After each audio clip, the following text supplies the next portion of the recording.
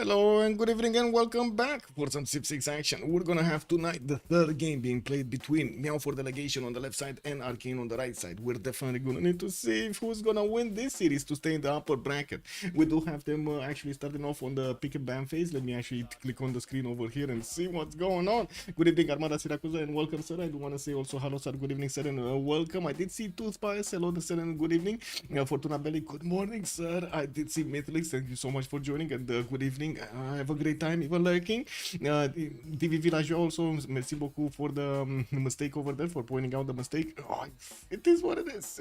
Yeah, I changed it, fixed it. Now it's all good. Good evening, sir.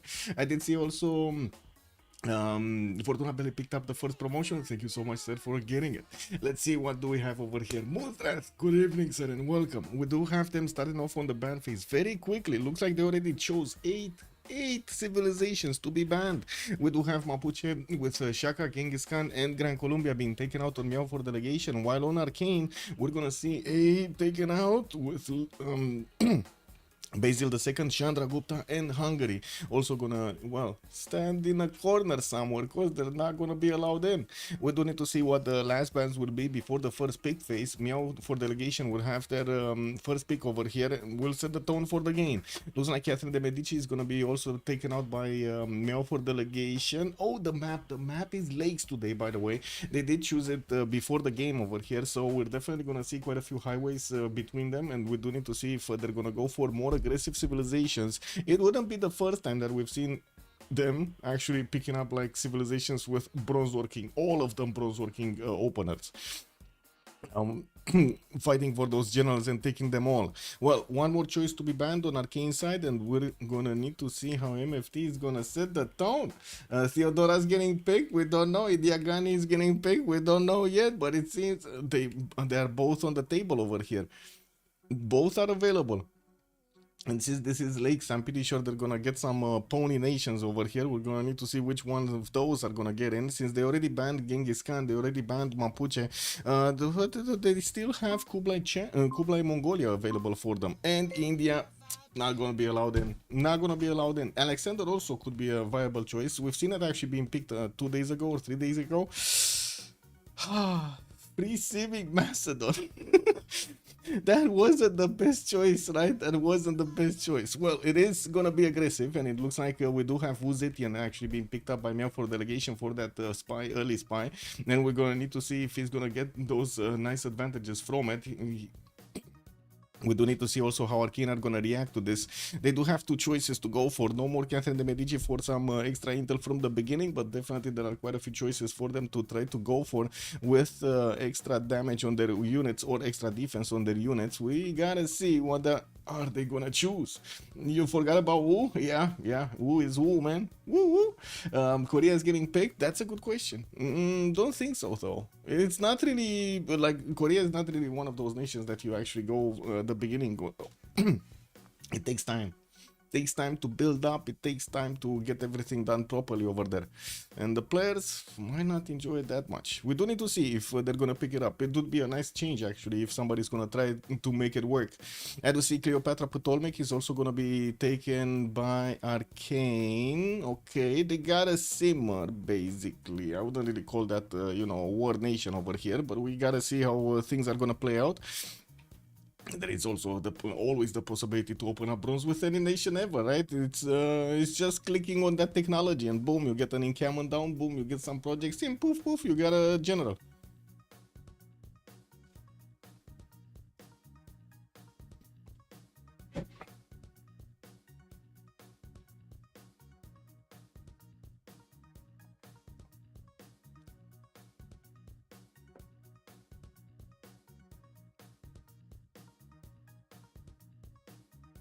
And Scythia. Well, we haven't seen Scythia in a while. Haha, Saka Sword Search is coming in.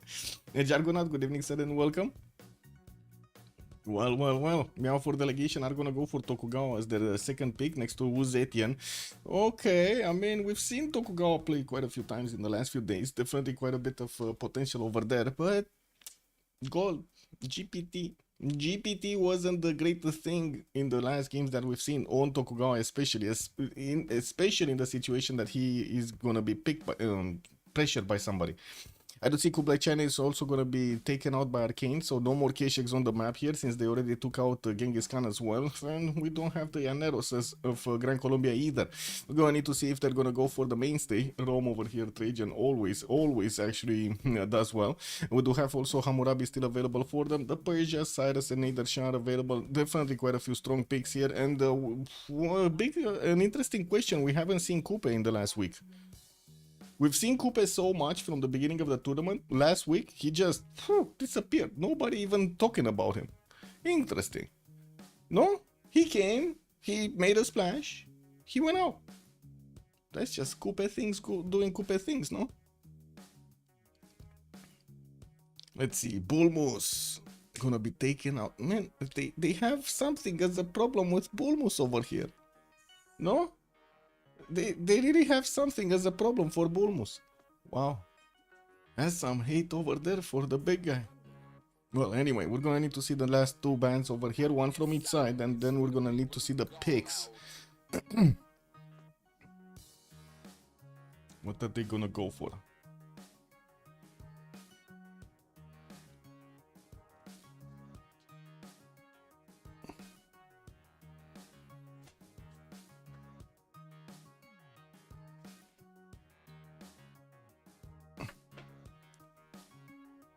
Japan Hojo Tokimun. Okay.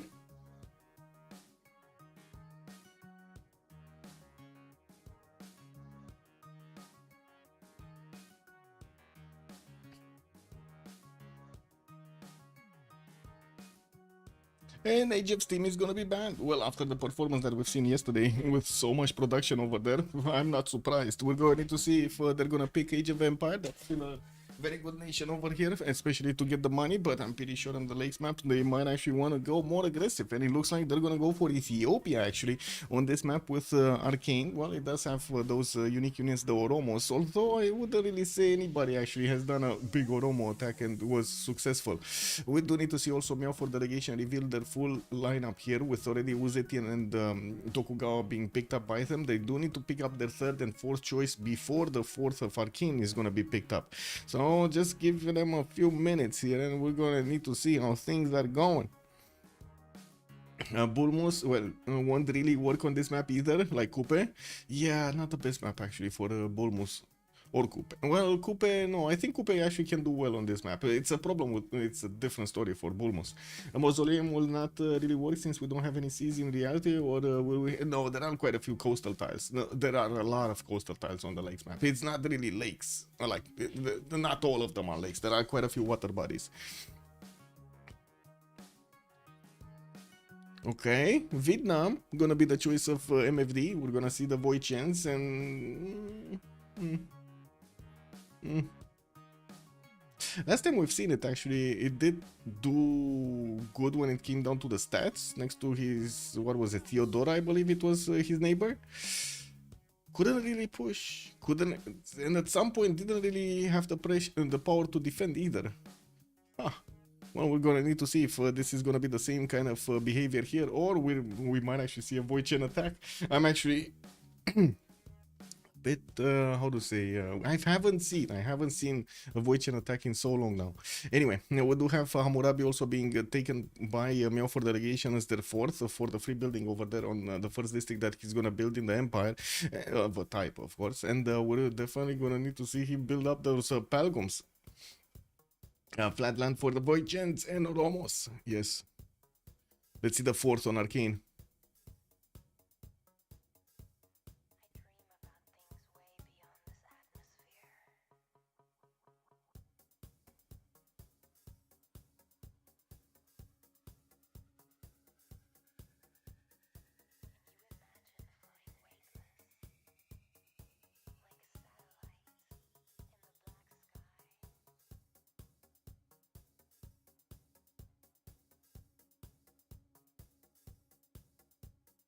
Gilga bro? Where is Gilga bro? No Gilga bro. It's gonna be Trajan time. Yeah.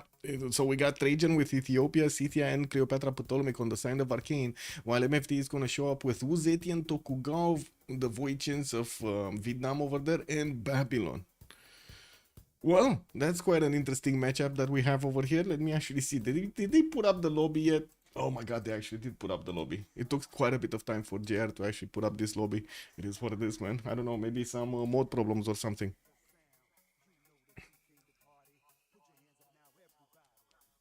Oh my god, he created it like a few minutes ago. Lol. Yeah, yeah, it is what it is.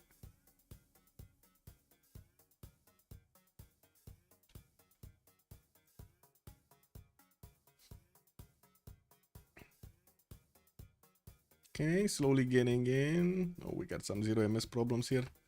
Whoa, actually a lot of 0 MS. That's a lot of 0 MS.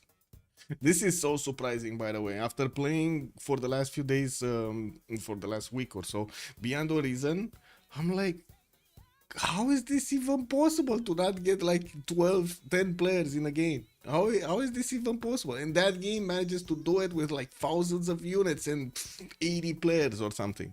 This is insane, no? And it's even free. Like, why are they? What are they paying the devs for? This is wow. This is just incredible. Have you seen, by the way? Have you guys seen Beyond All Reason?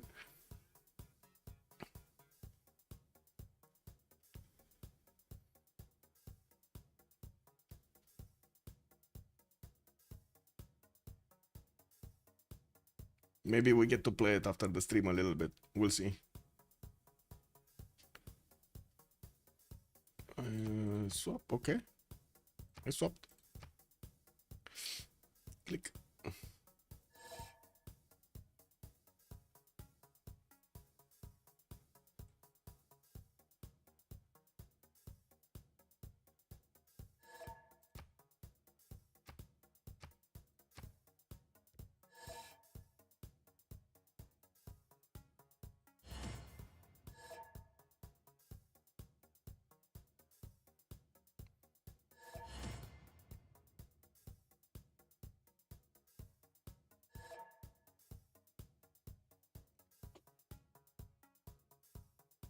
Yeah, we're just gonna need to give them quite a few minutes here so they can pick up their correct slots and also their civilizations. Looks like we might have them readied up. Darius 227 is gonna go Tokugawa on the top slot.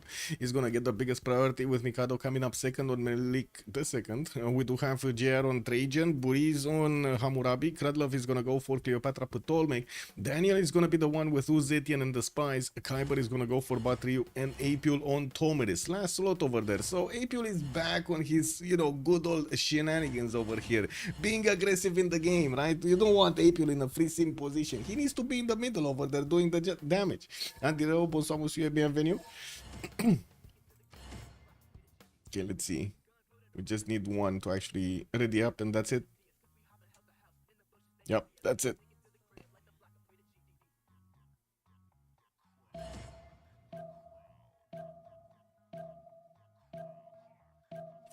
So we're getting this going. Let's put up the prediction. Stream manager, click on button, choose. Oh my god, yesterday it was, what was it? MFD, that one, right? Yeah.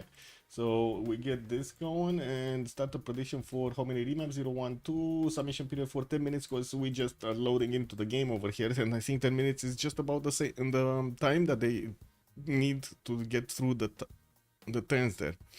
At 10:10, we're gonna have them pause the game and we're gonna need to see if they do choose to use the remap tokens. They have one for each side here.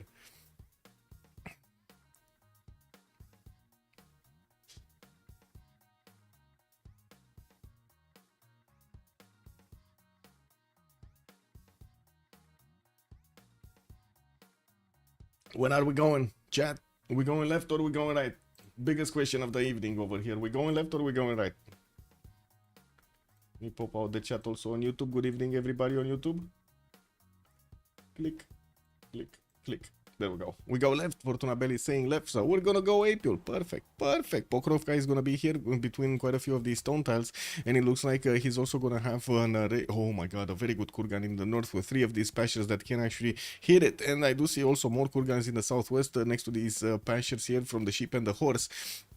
Quite a bit of fresh water also for him to develop his cities. Mount Roraima on the eastern side to actually get close, very close. And look at that, he can actually get here very, very quickly on the gypsum tile. Unfortunately, that's not a good setter. Oh my god. well, I don't know why I even mentioned this. I mean, this is a settle, but it's not a good one. Where production, where the other stuff around it. And to be honest, all around Mount Roraima doesn't seem that good. This is probably one of the worst Mount Roraimas that I've seen.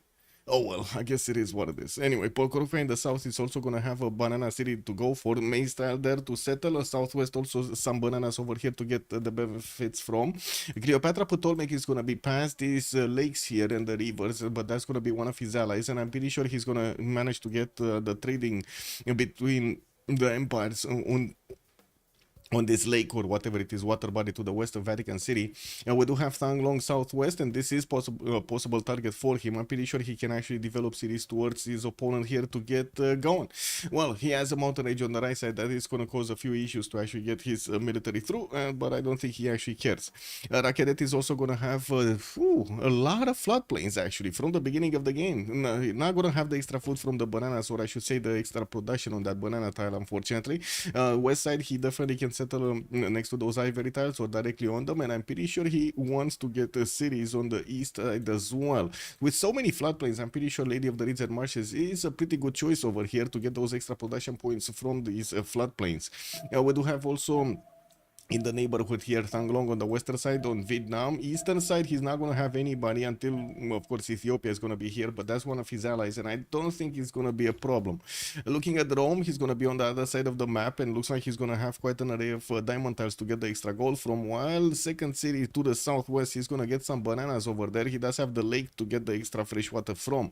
Some geothermals are also appearing here with also mountain ranges to give him the extra adjacency towards campuses, while I gotta say there are quite a few volcanoes in the north over there. Southwest is going to have Ethiopia as an ally, and of course they can also set up coastal trade routes here through the lakes. Now, while I'm pretty sure on the eastern side it doesn't seem like Japan is going to be hit that easily by Rome. There are quite a few, as you can see, chokes. What the water of the Sea of Japan is protecting Darius here perfectly from getting attacked. Well, I'm not sure if this is the best choice ever. I'm pretty sure we're gonna have quite a bit of simming being done over here by JR to get his muscles big.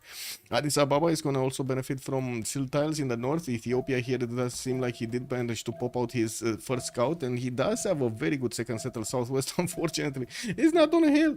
Anyway, he's gonna have some bananas, some amber tiles over there to benefit from. We do need to see if he's gonna manage to actually get it going quickly. Oh, niter settle here, but he doesn't know it's a niter. Anyway, north side, he's gonna have the spices and more of these amber tiles to benefit from for the extra food and of course the extra culture over there. And I'm pretty sure he's gonna try to settle as many hills as possible, right, with his city, so he can get those benefits from his religion.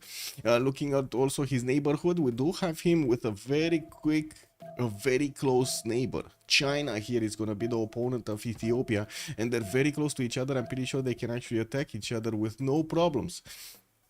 Looking at Vietnam, we do have Meow, okay, sure. Khyber over here is gonna get some of these ivory tiles in the north to benefit from the 2-3-1s, while he's also pumping out his scout and sending it to the eastern side. He's gonna put his settler in the production queues. We're gonna need to see if he does have an opponent. So Cleopatra Ptolemy, right? Oh, right, Cleopatra Ptolemy, that is gonna be one of his targets, and he might get attacked over here by Scythia at some point. Southwest is gonna have Babylon, and Buriz is probably gonna get protected over here by Uzetian. Perfect placement over here for Buriz to get his free simming going. We also do have Darius northwest, and as you can see, he's gonna have quite a few lakes to actually develop his cities. Not amazing land, but definitely can be worked over here. We're gonna need to see with what kind of result. And well, moving forward, we do need to take a look where Uzetian is. Uzetian, we do have him managing to meet Ethiopia, and I do see we're gonna have another settler coming up in 3 turns from his side. Spice settles northwest, but without extra production. South, quite a bit of fresh water to get going, and a lot of food in the eastern cities coming up from these sugar tiles. Not a lot of production though around them, so they're gonna be big, but not that productive. Anyway, as a steel tile in the capital, but unfortunately it's lacking that extra food point. I think he can definitely couple it with the rice tile over there to get going. He might actually be working from, by the looks of it, on the population count over here, since he does want to get his settler as quickly as possible. He's working the 1-3 with the 2-2. He just doesn't have enough food. Marius BW, good evening sir and welcome. Yes, this is the first map. They didn't choose to remap yet. Babylon, we do have him in a free simming position, and he also has a few of these floodplains in the north. Some geothermal stores also give him the adjacency towards campuses. Northwest settle cattle, more of those food points getting into the first city, and we're going to need to see if he's going to manage to actually set up the coastal trade routes. I don't think it's going to be a problem at all actually to get trade routes with Uzetian, or even if he wants Japan over there. Tokugawa not really well known for actually, you know, sharing those trade routes there.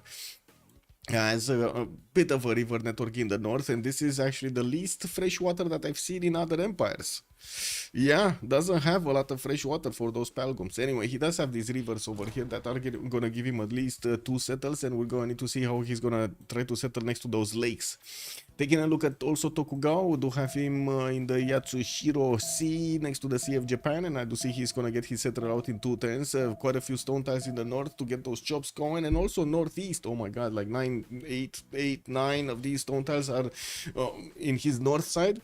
Has settled to the south that he can go next to those tiles and next to a turtle to get the extra faith and the extra science from. While we're going to need to see how he's gonna how much he's actually gonna try to expand towards the western side, because he has this river over here that could actually help him get a defense going against JR. I'm pretty sure he would have wanted to settle the other side of the coast, as we've seen in other games. We're going to need to see if this is gonna be a possibility during this game, because I'm pretty sure Rome is gonna be very, very, you know, possessive over here about what's going on the eastern side of his empire. If he has the opportunity to push back Japan, I think he will push back Japan, no? And let's see what they're gonna vote for. This is the remap vote, and let's see. Oh, prediction still has 2 minutes. I need to click. I need to be ready on the end submissions button, so you guys don't last move this, because I know. There are quite a few last movers over here in the chat. I know. High rollers and last movers. We know.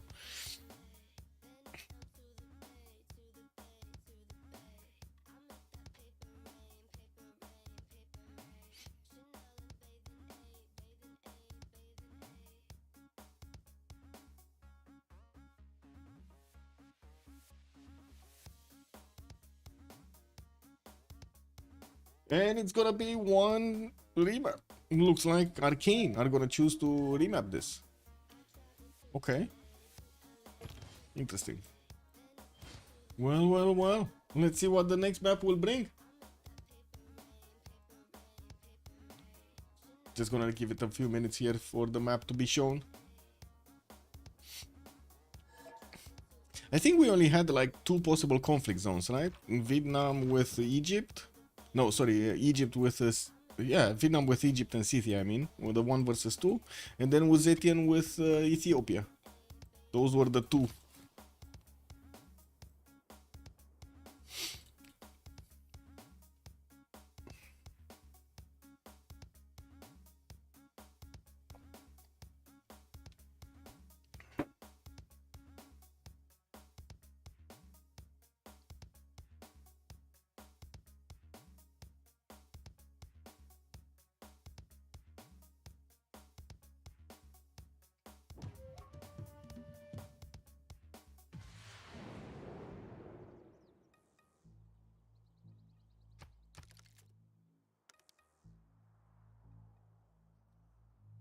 Stoic Prince, good evening, sir, and welcome. Where are we going, chat? Left or right? We going APL again, or we going Darius 227 this time around? Where are we going?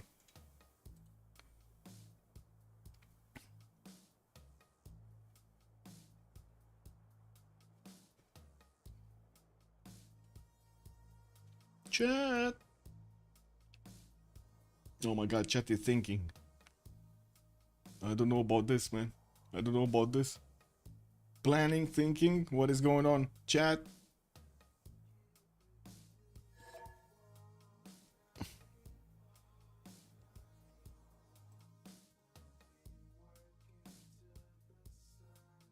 Eeny, meeny, miny, mo.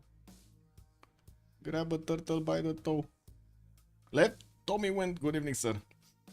Left. We go left. Stoic Prince also asking us, is Herson gonna be unbanned? How would I know that? I have no idea, man. What is this? Oh my god, we got a 20-minute pause, guys. Daniel's dad just showed up, and he of course he needs to stay with him like 20 minutes. He asked for this the beginning.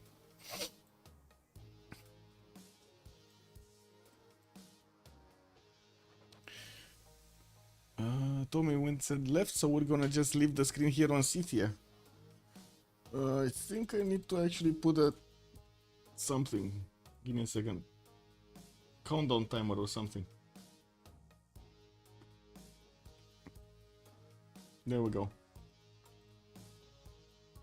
Put the countdown timer so we know. Apil, good evening, Seren. DB, good evening, Seren. Welcome. Apil, what is going with Apil? Oh, so, we watch Apil. Okay, got it.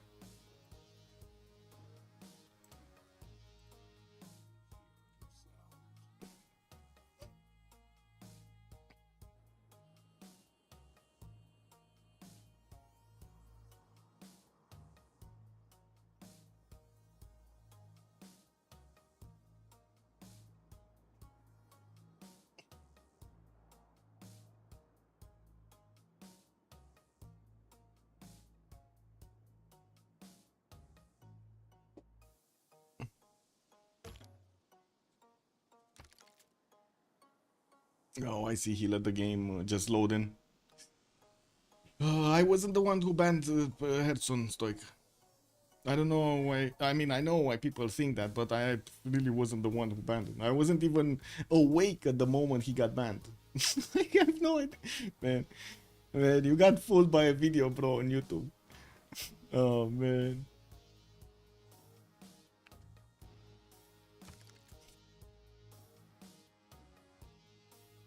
I gotta say, this is insane how people are just gobbling up everything on YouTube and then they make their own opinion about something. Wow, amazing.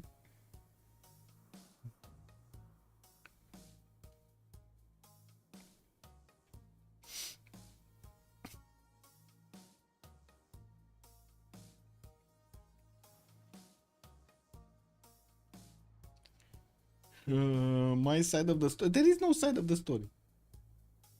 So first of all, I cannot share anything that didn't happen or did not happen on the CPL admin server because that's, you know, kind of private information. CPL already answered with a document saying what happened and their opinion about what happened and so on and so forth. There's nothing more to say. I had zero beef with Herzog. No, man. Wow.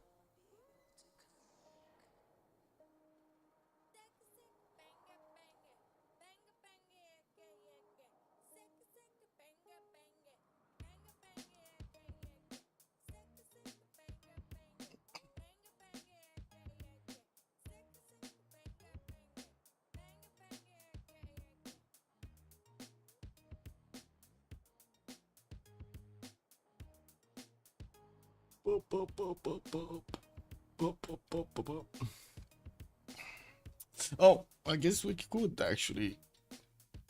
No. What is it? Beyond Horizon.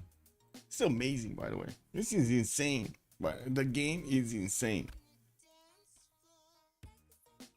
Like, look at this. I just opened the game, right? It should be visible, no? Yeah, it should be visible, no? Wait, it's not visible? Yes, it is. Okay. So you can see it. So quickly it loaded in, right? Very quickly. I click multiplayer. Oh, even remembers errors that have happened in previous games and logs them, and then asks you to just send them. Yes, please, just do it. Make the game better. Multiplayer. Check this out. I connect to the server. Boom! I see so many people. Look at this. Look at this. This is insane. And you like talking about actually getting into a game. You just click. I'm in the game. I want to spectate. I spectate. It's just one click. This is it, man. This is so cool. This is insane. And how can somebody for free make this and a $44 billion company cannot actually make a good game? How? Like what? It's insane, no? Erson is kind of, I mean, I don't really care, Stoic Prince. He did a lot of damage to everybody by his behavior. I don't know why we should ever care about Herson, ever.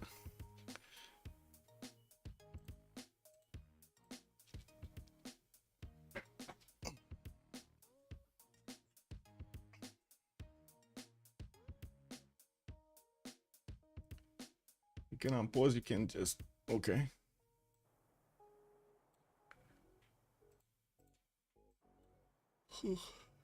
And no, I don't watch some videos.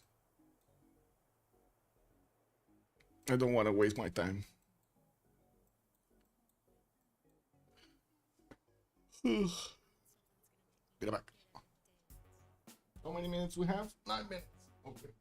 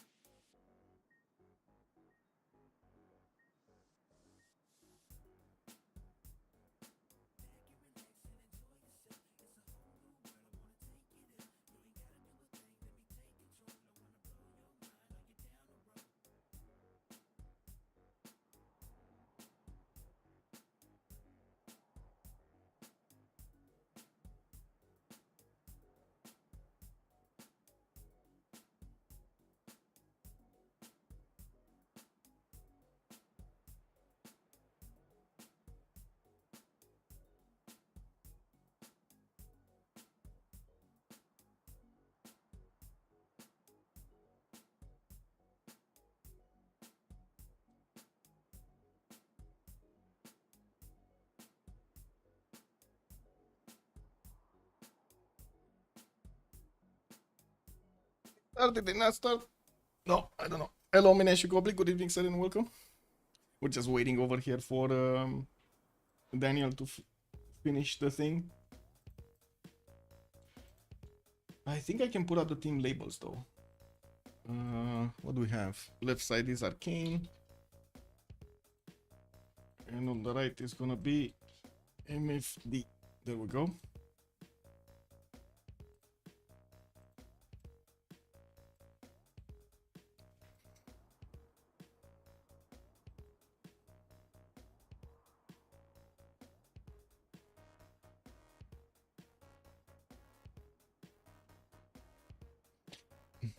I was thinking if I should actually bounce around the map here a little bit to see, but I think we shouldn't do that. Because we're gonna be talking a lot and we don't know if this is gonna be the map or not.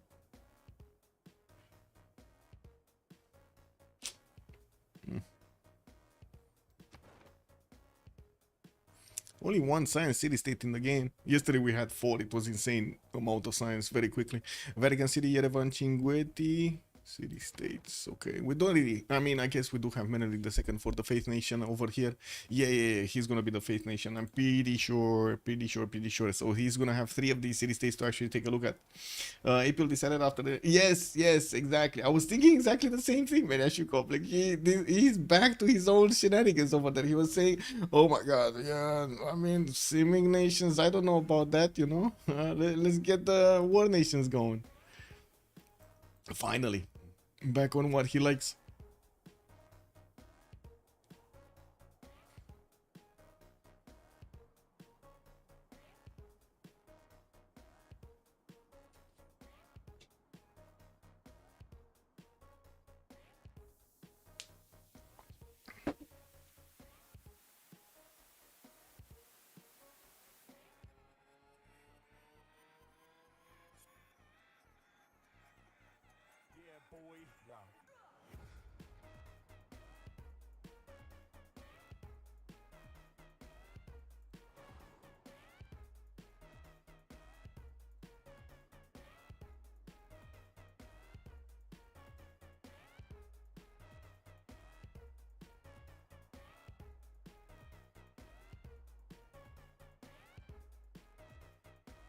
Hmm. Not bad. Not bad. Pamukkale is the one. I guess we can take a look at the wonders. What kind of wonders do we have? We've seen Pamukkale. No wonder over here next to Scythia. We got Mount Kilimanjaro very far away and with half of it in the desert. No, maybe at some point China might actually want to get there. China next to Babylon, that's gonna be allies. We also have Uze in Vietnam over here, that's also gonna be an ally. Pokrovka. Ooh, Pokrovka actually has 2 targets.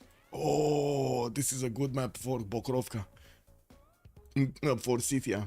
Target on the right side, that's gonna be Babylon. And Zhanglong in the south here.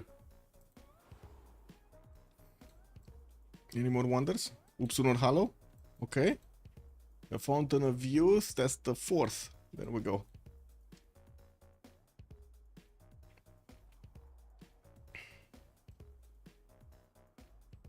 Okay, let's see when they're actually gonna ready up.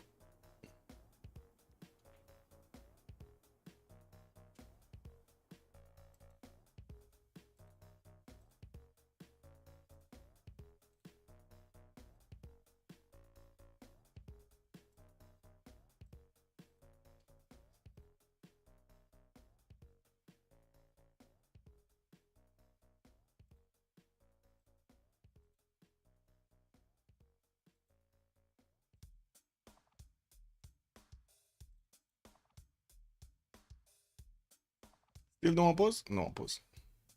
I mean, they didn't go turn 2, basically.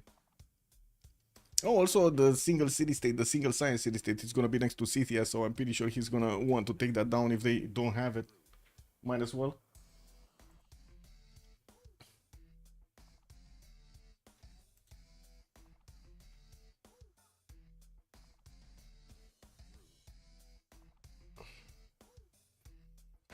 Give me a sec.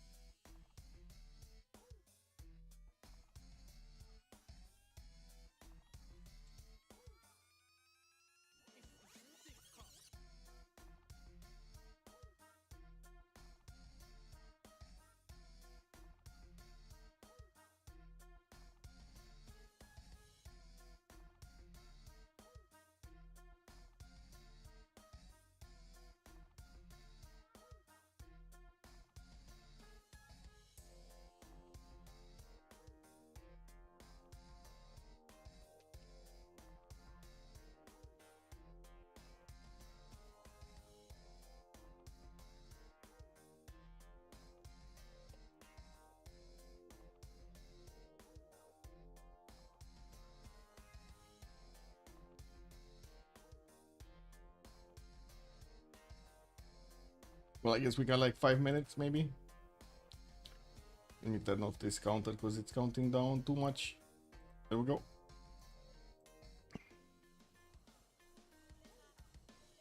Just waiting, waiting, waiting, waiting, waiting, waiting, waiting, waiting.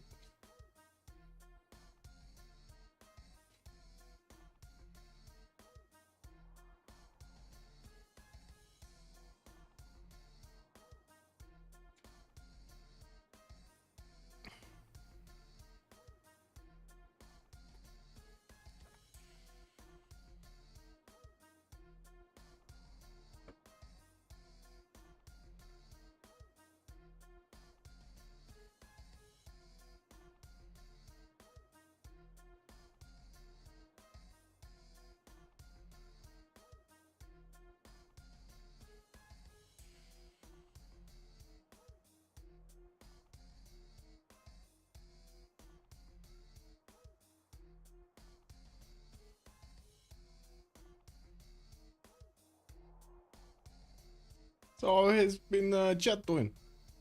Good stuff? How was the weekend? No messages here. Click.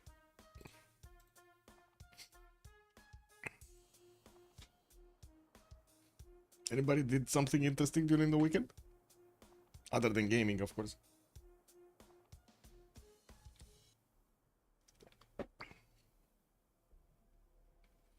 I need to get another coffee though.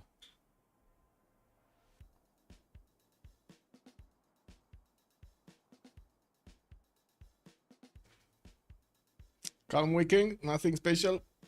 Nice, nice.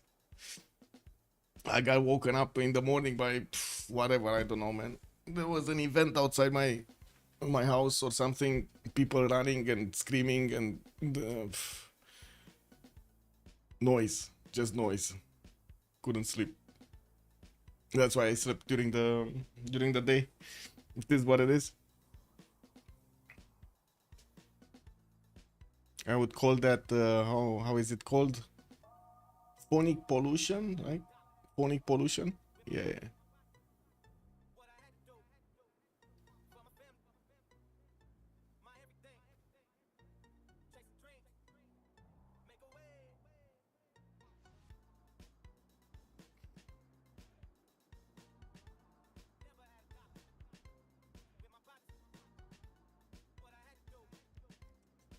They did announce that we're gonna have like 35 plus degrees in the next few days. Oh my god. Let me actually take a quick peek here. What was it? I only saw the news article. Okay, well, if I watch the websites on the, it doesn't really say that one. Like, it doesn't say that it goes to 35. It goes to 32, 33. Oh my god, five days without rain and with full sunshine. Nice, nice.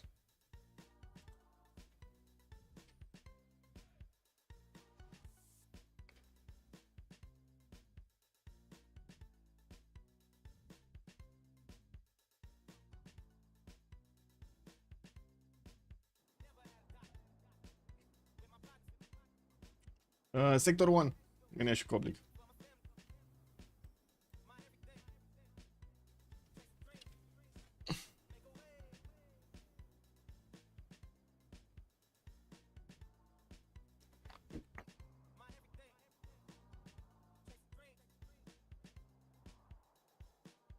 Or I guess first district. I guess it's district in English, no?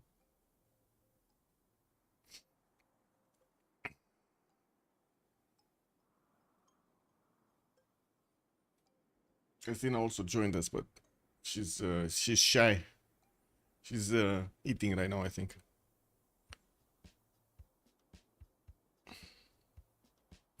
Why do you ask? Oh yeah. Let's go get some beers. For sure. Let's go get some beers. It's always a pleasure, actually, when I actually, get to put a face on the name that I actually talked to for so long, like years on the stream. It's always nice, always amazing. I loved all of the lands of in France, in Germany, over there. Not so much Twitch control. But I guess neither did other content creators from the Civilization community. Not one of them wanted to actually join. Wow. Not one of them.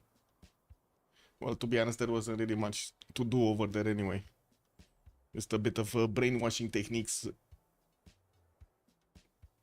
with their how do you call them, conferences basically.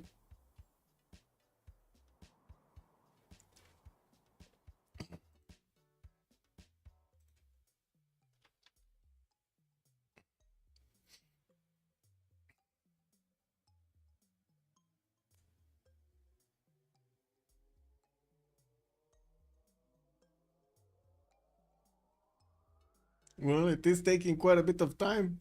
Daniel over there. Tommy, good evening, sir. How long have you been streaming and commenting on Civ games? I've been streaming Civ6 for probably 6 years or something, 2018, 2019 maybe. 2018, 2019. Started off slowly with just my games and not even actually having a webcam, not even a good microphone or stuff like that. And then as time went on, and we developed the community, started to get more tournaments and so on and so forth. I tried to actually get away from the point of view, from like the player perspective, because it started to be a bit too much work on the admin side and on the organization side, and I focused myself fully for game commenting, and it was like 2021 or something, I think. I started fully focusing on it.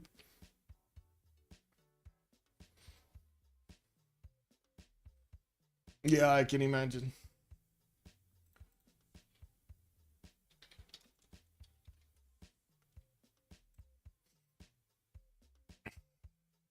Very unfortunate though, with Civ 7 basically a flop that I'm not even sure they can recover from. I mean, wait. I know the ways that they can recover from. I am not that certain their ego will allow them to recover from. Does that make sense? Did I make sense over here? I'm not sure if I'm using the proper words. That's why I'm asking. Anyway, looks like we got a team plus and we can start talking. So Pokrovka is gonna get his 2-2s around, and looks like this time he's not gonna have that many pashers next to his capital. He does have a few, and of course the Kurgans are gonna be set next to them. We do have him with a geothermal fisher over here to the southwest, and we're gonna need to see how things are gonna evolve. We do have also him with a decent amount of fresh water and two opponents to go for. Southwest, that's gonna be the Vietnam nation over here, played by Khyber, and on the right side we're gonna have Buri with Babylon needing to actually defend against Pokrovka. We're gonna need to see if the Saga Horsachas are actually gonna reign supreme here, and since he's so close to his opponents, we're probably gonna see him opening up bronze working. We do need to take a look at Kredlov. Raketet is gonna get his scout out in 2 turns. Again, he does have a decent amount of fresh, more than decent amount of fresh water, with a rice setter on the right side for the extra food. Also northwest, a lot of rivers with floodplains next to them. So I would say definitely, like, if the Richter marshes should be a possibility, it should be an option here. We do need to see also his neighborhood. Looks like to the western side he's gonna have Rome. That's gonna be an ally, and they can set up coastal trade routes through the Sea of Hyuga. Well, that's also where Tokyo is. That might actually want to on those trade routes there. We do need to take a look also on Trajan, since he is gonna have his mountain ranges to the north blocking his pathways, and we're probably gonna see him try to wiggle his way on the other side of this Mediterranean Sea, so he can actually get more settles going. Not really amazing land on the right side, so he can split it up with Egypt here. He does have Pamukkale to settle next to and benefit from some extra adjacency there. Pamukkale does give him fresh water, that's not going to be a problem, and he does also have the cocoa tile to give him a little bit of gold. Some geothermal fishes, but I wouldn't really say he's going to get a lot of adjacency from them. Some adjacency. Anyway, looks like also we're going to need to take a look at Menelik II. That's going to be southwest of Rome, and Menelik II will also have the opportunity to go against Tokyo at some point. I'm pretty sure he's going to wiggle his way through the eastern water bodies to try to get closer there. We're going to need to wait and see what's going to happen here. With also a 3-2 banana in the capital, he does have the extra food going. I do see he's only gonna have another 3-1 of these ship tile southeast, no more other 2-2 around his base here. Not amazing, and he did grow into a cotton tile, so yeah, again, not amazing. He might actually need a little bit of gold to buy out a 2-2 so he can keep getting that extra production, and of course get his extra food going for the population. We do have him also with a decent amount of fresh water from these lakes, and I do see he does have a river on his capital, while he's gonna have another river towards the north with a possible tobacco settle, so he can get that extra faith going. I wouldn't really say that's gonna be a problem here. Looking at Khyber, he's going to be directly to the south of Pokrovka here, and we do have him sending his scout in that direction. Scythia is probably going to meet him quickly. We do have a 2-3 deer tile here for Thanglong to use at the beginning of the game, with quite a few extra settlers in the north of these rivers to get going. I don't see him actually benefiting from extra food at the moment. Yeah, production, no extra food. Has some gold points that he can get from the diamond tiles, not a lot, but at the beginning everything is actually quite important. And we do see him also with a mountain range southwest that's going to give him a +5 campus, kind of far away from a possible settle slot, kind of far away. I gotta say, it might be actually third ring from a settle spot, not really ideal to actually get that going. Anyway, he's also gonna have to the western side here Japan. That's going to be one of his allies, and they're not going to have a problem on the west. He does have a cat that he might actually want to take out as a city center for himself. Uzetian, also to the south of Babylon, looks like this time around he's going to have on the eastern side here Ethiopia to go against. They can actually interact with each other. Shendu is going to get his extra food from his rice tile, and he does have quite a bit of extra production around with forest and some sheep tiles for the food, not to mention the chops for the stone tiles are going to be nice. Getting a settler in 6 turns, and we'll go for that maze tile over there to get to settle, so he can get the extra gold, not to mention get all of those other tiles worked. Has a decent amount of fresh water. I wouldn't really, no, actually no, let's put it back here. He doesn't have that much fresh water, and we found the 5th wonder, by the way, giant causeway to the south here of Daniel. Actually, the fresh water, it looks terrible fresh water. Terrible fresh water on Daniel. We did have, who was it, Arcane, right, that did use their first remap token. We're going to need to see if MFD is going to want to use theirs after this. These 2 turns are going to finish. Looking at also Babylon here, we're going to have him benefit from a 3-1 banana, no extra production on it, quite a few other 2-2 so he can get to work. And I do see a settler is coming up in 2 turns here. It's a bit too close to the wine tile, so he cannot settle on it. He does have a geothermal to the north that he can go for, the 2-1-1. And I do see a decent amount of fresh water mostly everywhere. That's not gonna be bad. Cattle settle southwest for the extra food. Cattle settle east side if he wants to. Again, extra food over there for his initial settles. Not bad. We do have him with Pokrovka on the western side to take care of, and I don't see them actually meeting each other. Looks like they just passed and they did not see each other. Look at that. Yeah, one went to the south of this river, the other one went through the north of the river. Opposite directions. Bonsoir, Monsieur Rafifi. Welcome, sir. Also, I hope MFD will remap. That's a good question. That is a really good question. Look at it. JR saying, it was nice seeing you, my Daniel. My Daniel son. Kick W. Anyway, now we do need to take a look at Tokugawa's spawn a little bit. We do have him actually sending his second settle not on the coast. He's gonna go on that lake on the right side to get the rice tile settled for the extra food. He doesn't have fresh water, or not that much fresh water actually, next to the coast here, and I do see he's gonna have a very good campus in the capital, a +4 over there. Well, Tokugawa over here, let's see, is he going? He's not going campuses. He's going for astrology. He's going for harbors over here, and we're going to need to see if he's actually gonna go for a religion or not. We do have the game paused, and they're gonna start off the vote here to see if we're gonna keep this map or not. Babylon knows for Scythia. He saw the Don River, and Scythia knew Babylon is the Karun River. I see. Okay. Well, they did try to see each other, but they still didn't actually see each other. Oh well, I guess it is what it is. So you're saying the Karun River? Karun River is which one? And this was which? This is the Don River. Do they even see the... Oh, I see. I see the name is in the mountains over there. Well, now he sees him. He sees the borders of Pokrovka. He did meet him. There we go. He sees the borders. See? A little bit.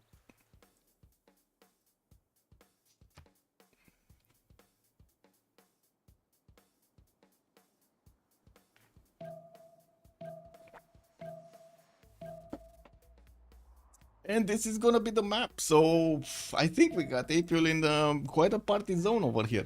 This is the map, guys. Let's actually put it up on the screen here. Give me a second so I can click on buttons so I can close the prediction from early on. Choose an outcome. How many remaps? 1. We only had 1 remap, and that was MFD's choice. Well, Let's take a look at the strategic resources, and actually let's take the counterclockwise here. Looks like Tokyo is going to benefit from his sword style in the second ring, where he might actually put down a campus later on. He does have his Aren in the first ring. While I do see he's going to get his third city out in 3 turns here from the city of Tokyo. And we do have him with quite a few chops, a lot of chops actually here. South, he can get a lot of horses, not to mention the stone tiles in the forest to get chop, and then we do have him with quite a few cities also in the north that he can get going. These bananas are not going to be that great. They're lacking the production. They're kind of lazy bananas. I'm going to call these lazy bananas. These are the normal bananas, the 3-2, and these are the lazy bananas, the 3-1s. Anyway. Now moving forward to Hammurabi here, he doesn't have his second settle yet down, but I do see he's actually moving towards the eastern side with the first city. We do have Babylon getting another one of these settlers in 4 turns, and he did place down his first campus. That's going to be a +1 in the capital city, a +1 adjacency in the capital city. With also his cards starting to run around here, met Pokrovka, or I should say saw the borders of Pokrovka on the western side. He probably is worried about what's going to happen here. We do have already April going for bronze working, and from what I do notice, Buriz is going for mining. We might actually see him going for bronze working of his own, so he can get a general and you know, actually be able to defend Tomaris. We do have also Daniel going for bronze working, so definitely there are quite a few spikes that are gonna fly here, since also Daniel Kyber did see Scythia. I would imagine Kyber is gonna want his bronze working also. Looking at also the strategic resources, Babylon is going to benefit from an iron tile in the second ring to the east side, while his horse tile is nowhere to be seen. I would imagine it is actually underneath. Yeah, there we go. It is underneath the campus over there to the north of Babylon. Uzetian is going to be to his south, and I kind of have to say over here, unless he actually goes against Ethiopia somehow through this south of Kabul here, then we're probably going to see him free simming for quite some time. Going for that main settle in the north of Shendu, we do have him with another settler coming up in 5 turns. In the capital, he does have his sword tile in the north in the second ring, while I do see his iron tile second. It's going to be second ring in the southwest. Not that hard to actually get going. We do have a forest fire here, or is this a rainforest? This is a forest fire. There could be a possibility for this fire to spread everywhere on these forest fires, because they do spread from forest to forest, not really from rainforest to rainforest, which is kind of weird. I mean, you know, fire should be fire, but anyway, I guess there were a few things over there. You just didn't want to lit the whole map, no?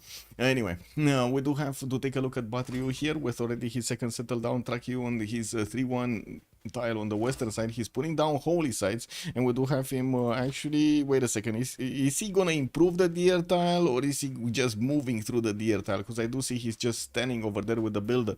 Anyway, okay, there we go. He just, I don't know what he did over there, but it is what it is.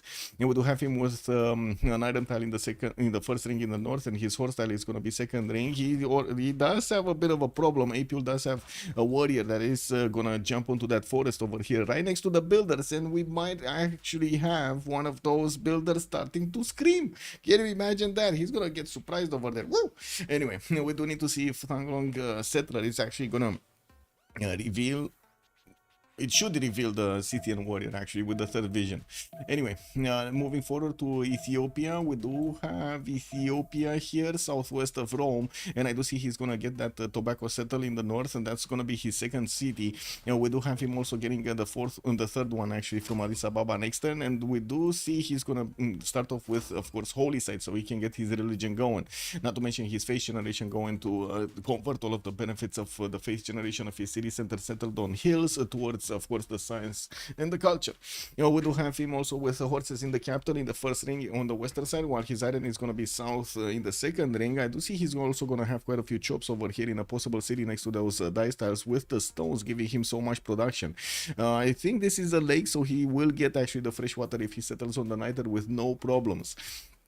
We do have also to take a look at JR, that's going to be to the northeast, and of course Ethiopia with JR can actually trade with each other. We're probably going to see them set up these trade routes at some point. They need to be careful because Japan is on the same seas, and we might actually see a few boats from Japan trying to actually stop the trade routes from connecting. We do have also Antium being settled on a 3-1 base towards the south. That's a rice tile, and he does have a few of these cocoa tiles that he needs to improve for those second production points, not to mention getting the amenities there. Has a Pamukkale settle if he wants to, and of course we're going to need to see if he's going to settle over there soon or not. If he does, he's actually going to open up that coast to Japan, and he might not enjoy that part. He doesn't know it yet, not yet. His hostile second ring northwest. He does have also his island second ring southwest, and I do see quite a few of these stone tiles in the capital, 4 of them, that are gonna give him those extra production points when he's gonna start chopping them. Did I see this correctly? We got 4 nations on bronze working at 10-16. We do. Daniel is going for it, Buris is going for it, Kyber is going for it, Apio is going for it, everybody's going bronze. Babylon, I see that. Okay. We do have also Cleopatra Ptolemaic to take a look at, and that's gonna be to the east side of Trajan. And again, might get to set up coastal trade routes. We don't know yet if they do manage to get the fleet out to handle Japan over there. Thebes has been settled as the second city towards the east side, third city coming out from Rakedet next 10, while we do have his iron tile in the second ring here towards the northeast of Rakedet. I do see he's also gonna have a horse in the southeast over here in the second ring. By the looks of it, we also do have him with a wonder that he might actually not get to anytime soon in this game, and of course we're going to need to see if he's gonna get his floodplain Pantheon, Lady of the Reeds and Marshes, to get the extra production points on all of these cities. That's so much. Bonsoir, monsieur Leper of the Physique. Hello there, sir, and welcome. Where is Hat? Hat got barfed on by the cat. Yeah, a little bit of vomit over there, so I'm not wearing it. Kyber needs to go there. Where does he need to go there? Wait. Ooh, Etemenaki from the capital actually of Egypt. Interesting. That's gonna be really good. Krelov also is gonna be to the western side of Scythia, and of course we might actually see him getting attacked at some point by Scythia. Actually, wait a second. No, they're allies. That's gonna be an ally. Never mind. He has Japan in the south to trade punches with. Okay, there we go. This is his opponent, Japan, Tokugawa. Taking a look at actually back on Scythia, or no, strategic resources. We did take a look, right? Yeah, we did take a look. I'm surprised by the position of the Etemenaki because he's put it down over here on the western side. I think he does want to get a setup going next to it or something. I don't know. We'll see. 7 10s for Etemenaki is pretty good at this point. He's gonna have a lot of extra points over there, but he does need a builder to start improving those tiles to get the full benefits. I see Pokrovka is already with his third city moving towards the east side, and Babylon is gonna try to stop this from happening. He doesn't see the Babylonian warrior, nor does Buris actually see his opponent moving with a settler towards him. That is gonna cause a bit of an issue, and we might actually see Buris needing to move forward. He's probably trying to actually stop any kind of settler towards him. Not saying he's actually going to be successful. Athena's hat, I'm worried about Michael's head. Yeah, I mean, you never know with Athena, man. You never know. Builder in Shertomlik in 2 10s, Pokrovka 110 builder. We're going to see people starting to improve his resources, his strategics, as well as his possible chops over here, not to mention amenities. I gotta say, he doesn't have that many amenities that he could easily improve. Yeah, I guess he could get the wine tiles for those extra points, and that's about it, right? That's not a lot of amenities. He really needs to get another city to the south to get some of those diamonds, as an array of ivory tiles to the northwest of Shertomlik, but nothing in the city centers at the moment. Okay, so it looks like Babylon didn't actually move an inch here with his warrior, and I do see his scout is just sitting over there to the east side of Pokrovka, probably wanting to see if there is any kind of settler moving towards the north. We do have Pokrovka also with an iron tile in the first ring in the north, while he's gonna get his horse tile in the south. I'm pretty sure Apil does need to actually escort that builder so he can improve the horse, and while the Vietnamese scout is so close to him, there is a possibility for, of course, for it to actually get taken. Well, looks like Babylon is gonna try to actually shift enter his way on that march tile, but I gotta say Scythia can just settle in place and not actually have that big of a problem. He does have multiple 2-2s. It's gonna be a 2-1 base, short, not ideal, but it should be fine. It should be fine to just settle over there. And we're going to need to see if he's going to spend that extra turn. Babylon also sending that city on the geothermal towards the north. Looks like he chose the 2-2 base in Rapicum in the south. That still leaves open the cattle settle towards the north of that city center. And I do see a trader is going to come out to connect those two cities to connect the city center to Babylon. He did finish his campus and got the free library in it. That means he's getting a bit more extra science than others. He's on 8 right now with 3 culture with 20 points of production. Let's actually take a look also on Uzetian. Woo! Forest fire everywhere. We do have Uzetian here. Well, isn't that this Daniel? This is Daniel. Man, he's on fire, bro. Daniel is on fire, bro. Look at him go. We do have him with that forest fire getting the extra production on the left side. And we're going to see also his 4th city coming out from Shendu. He did figure out he's kind of alone over here, and we'll have quite a bit of extra time. putting down his encampments actually from Jiaodong and from Shendu, and we're gonna see him actually try to get to this gypsum tile or next to the gypsum tile. I guess he's gonna. Oh my god! Look at these 2-3 tiles. This is gonna be amazing.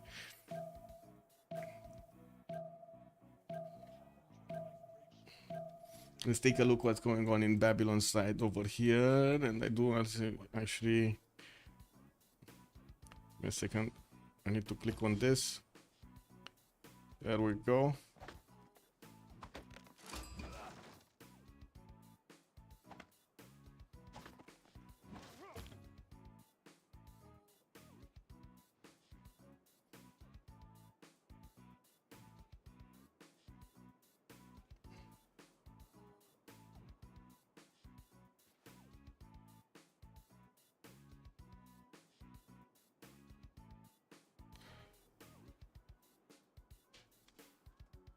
Cleopatra.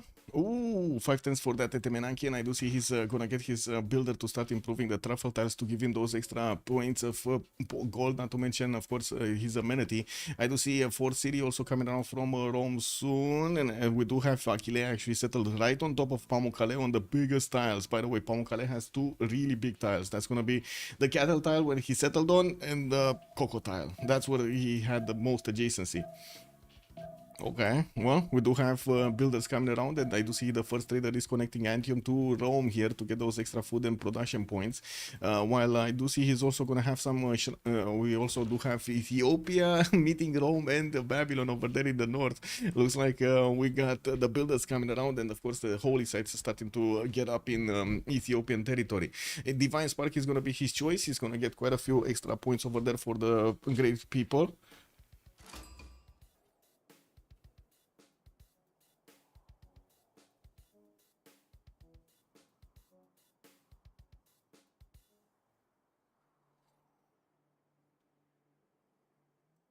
Rome not getting this. We do have no Pantheon yet for Japan, and let's actually take a look over here. Lady of the Ridge and Marshes has been chosen by Cleopatra Ptolemy. While I do see we're gonna have a monument coming out from CES, definitely the extra production points are gonna be nice. He only has a single builder here, and I'm pretty sure he's gonna need a few more so he can get going. Also, what is Dave Plays? Good evening, sir, and welcome. Opener on U. Yeah, I mean, it is what it is, no? We got holy sites plus encampment, plus the trans openers on Vietnam. U's Etienne is going to also open up with 2 encampments here. He does have the ability to actually get against Ethiopia. That's going to be his only opponent here that he can, you know, reasonably actually get to.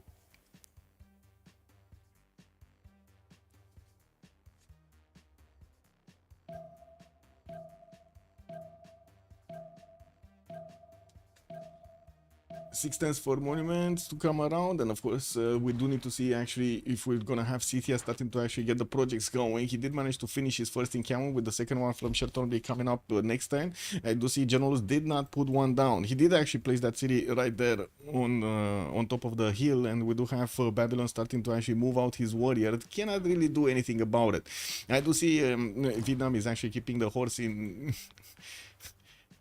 Man, this is keeping the horse in check over here. He did manage to improve the other one to the northeast of Sherton, like there at least a 2-3. And we do have Moksha getting in Fortens here in the city of Pokrovka with slingers coming out, okay, and of course the trader from Generalist is going to connect these cities. Would imagine it's going to be much easier to actually pass armies through. We do have also Scythia managing to wiggle his way into the campus of Babylon here, while Babylon is trying to actually get a slinger going.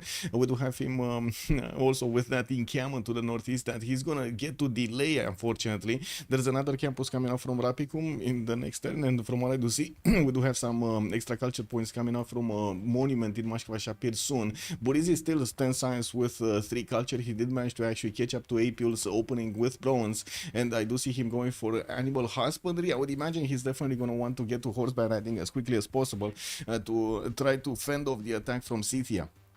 We do have the holy sites here, 2 holy sites from Thanglong, Trakiu, and 3 holy sites actually in Hualu. with of course the shrines that need to get in. As long as the capital did not actually build it quickly, we do have him choosing to go for another settler here to the southeast of that city center that he just settled over there. So this is the first nation that actually did manage to get 4 cities out.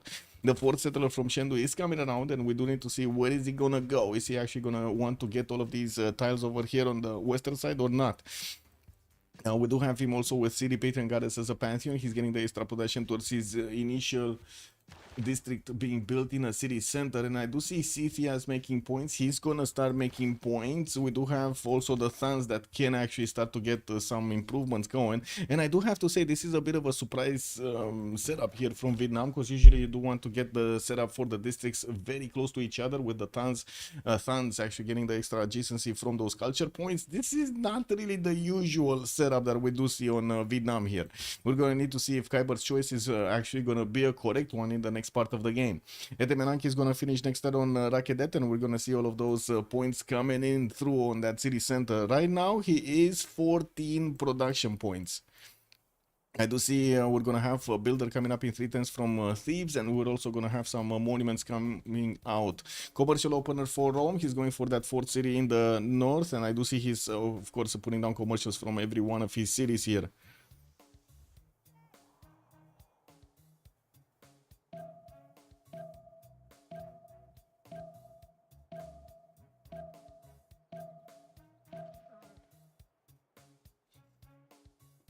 Fortens for Magnus to actually get into the city of Rome, and we do have him of course starting to improve his cocoa tiles here.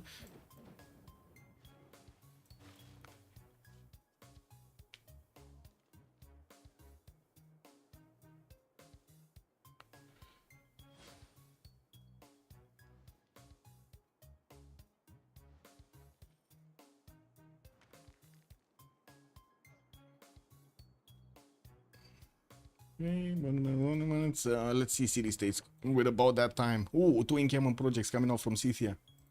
Okay, and China did start to make those projects. So, Vatican City, Kandy, and Yerevan with Chinguetti are going to be available for the Faith City States. 4 of them available for Ethiopia to actually get extra benefits from. We do have also Brussels with Auckland and Mexico City and Cardiff available for the production. We're going to need to see who's going to manage to get the points out of these. It might be a bit too much aggression on the map. And we do have also Kabul in the military and the CAD. Both of them are very good city states to actually get to Suz and use offensively, with Kabul giving you those extra experience points. We do have a CAD over here giving you that extra damage against the walls over there. Fez is gonna get is gonna be the only science city state in the game, and we do have also Samarkand as a trade city state. Okay, that's about it. Let's see if Apul is gonna manage to actually keep away his opponent here, Babylon, from getting the build. And this is insane. This one scout destroyed the initial build of Babylon. This one scout that is just sitting over here will get a promotion. Well, I guess we don't know if he's gonna get a promotion because it's a bit tricky. I believe the 2 slingers, if they shoot quickly, they shoot. Oh my god! Oh my god, man! This is worse. This is worse. This is worse. I gotta say. He couldn't actually shoot with the second slinger, and he pushed back that scout on the encampment that he needed to build to start working on the generals. Oh my god, he doesn't have time. He doesn't have a builder. He doesn't have time. This is insane. Buriz already knows basically he's not gonna get a general. He already knows. He probably knows for like 4 turns now that he's not gonna get a general.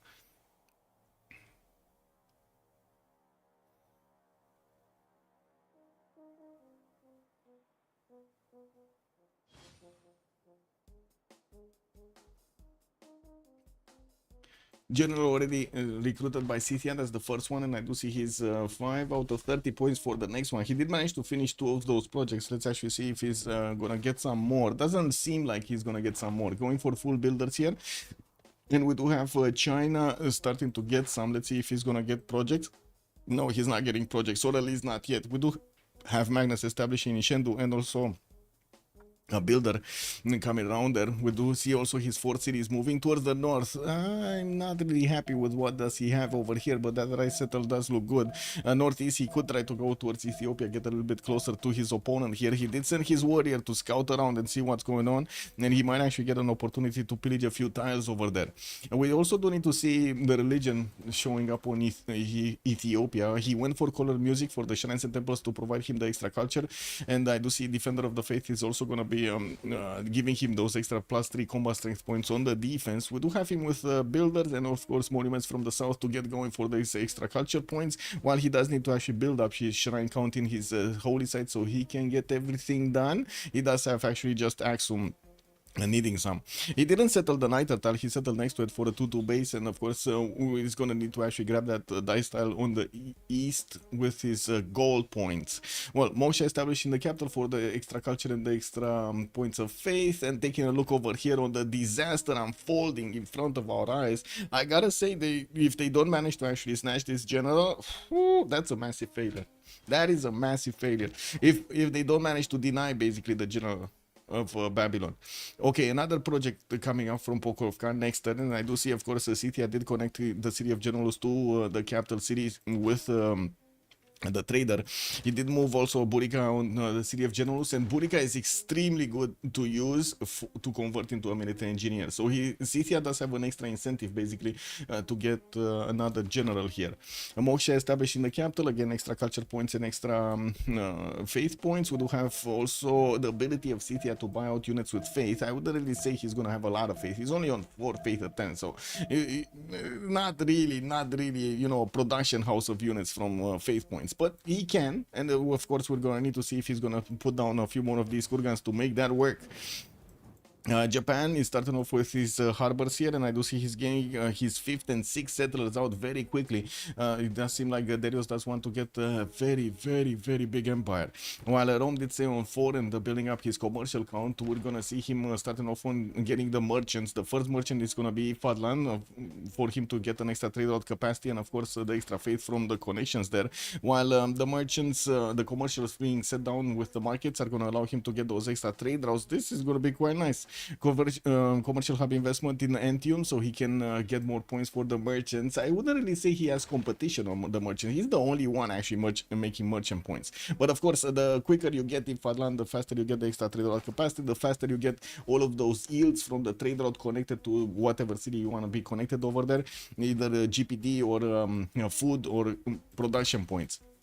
We do have Etemenanke finished in Rakedet, follow up with commercials afterwards, and we do see that he's gonna get those extra production points, making this truffle tile an amazing tile to use from the beginning. A 3-2-3-1 over there, with also the Sphinxes coming around to give him those extra culture points. Does seem like Kralov here with 12 science and 11 culture is in a pretty good position.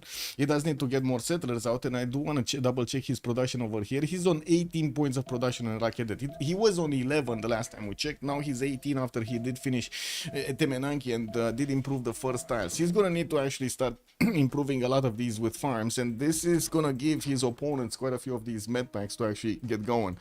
Well, it is what it is. A new Stringer is coming out from Thieves. There is a possibility for him to actually attack twice into this warrior, and immediately Kyber is actually moving it back.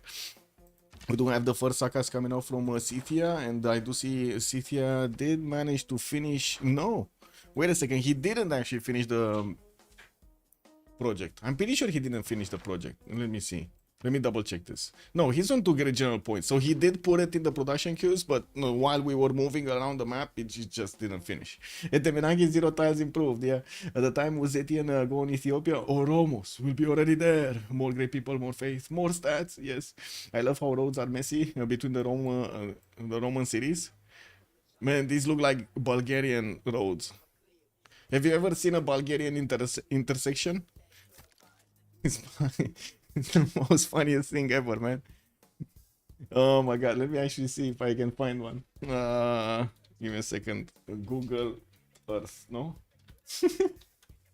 Oh man, a few years ago when I was going to Greece, I went through Bulgaria. This was insane. I was like, what is going on over here? Who drew these intersections, man? Wait, give me a second, not the Google Earth, this one.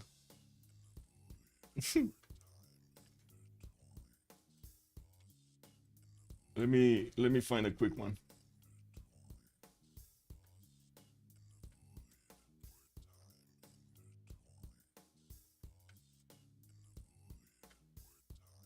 Ooh, wait a second. Now that I'm looking, I actually find them okayish. They weren't that okayish a few years ago. They must have done something, man. It's probably the designer, the architect is not drunk anymore. Anyway, I guess it is. Let's come back to the game, and if I do find it, oh, I was way off. One sec. What is it? What is it? This no.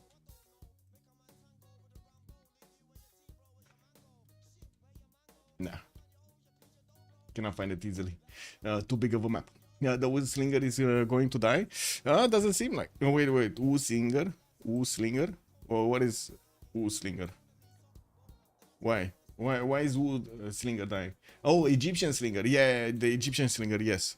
I mean, he moved it back in the capital, and then when he did shut down the Vietnamese warrior, he did move it forward towards the warrior. The warrior didn't have enough promotion. It got hit a bit too badly. Yeah, the slinger survived. We do have, of course, the farm starting to show up for those extra production points and extra science points. We're going to need to see how things are going to evolve here with also the next cities that need to actually get out from Krudlov's empire.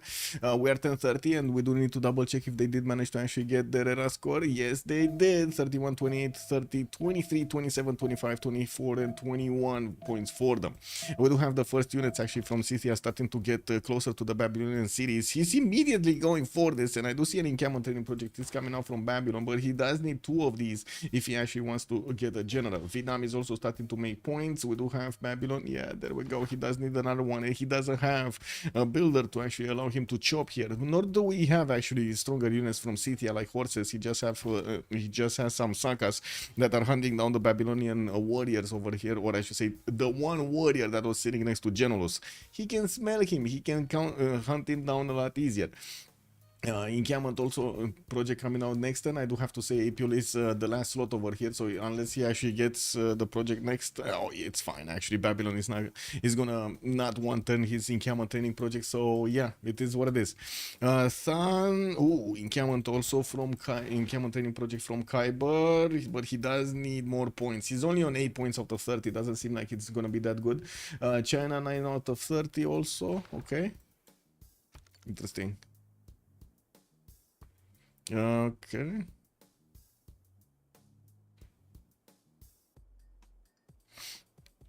Would we have a prediction for victory? Sure. You want directly the prediction for victory? Sure, let's get that going. Usually Echo Supreme is here and telling us that we should go for the conquer of the first city, which I kind of like the prediction also. But yeah, it's not always happening because when cities start to fall, it might be very quick to get other ones. You know, it is what it is. Okay, so Apiol did go for Drums of War as his golden age and already starting to put a lot of pressure, quite a bit of pressure on his opponent here on Babylon. 8 science with 7 culture with also 32 points of production per turn. I do see he does have Burica with himself, with his army on the main line while he's gonna get his horses out from his cities. He does need to move them very quickly as possible to Babylon. I do see a builder is also coming around from Babylon. I think he kind of realized that he's gonna get the general here, but to be honest, I think he made a mistake. Vietnam does need another 3 points. I do see he's also only 3 points a turn, so he does need at least 3 more turns to get there, missing 1 point from actually getting 2 turns. Ethiopia is gonna be 19 out of 30, and we do need to see if he's also whoa. Well, Ethiopia over here is gonna use his monumentality golden age to move on the forest and chop the forest quickly.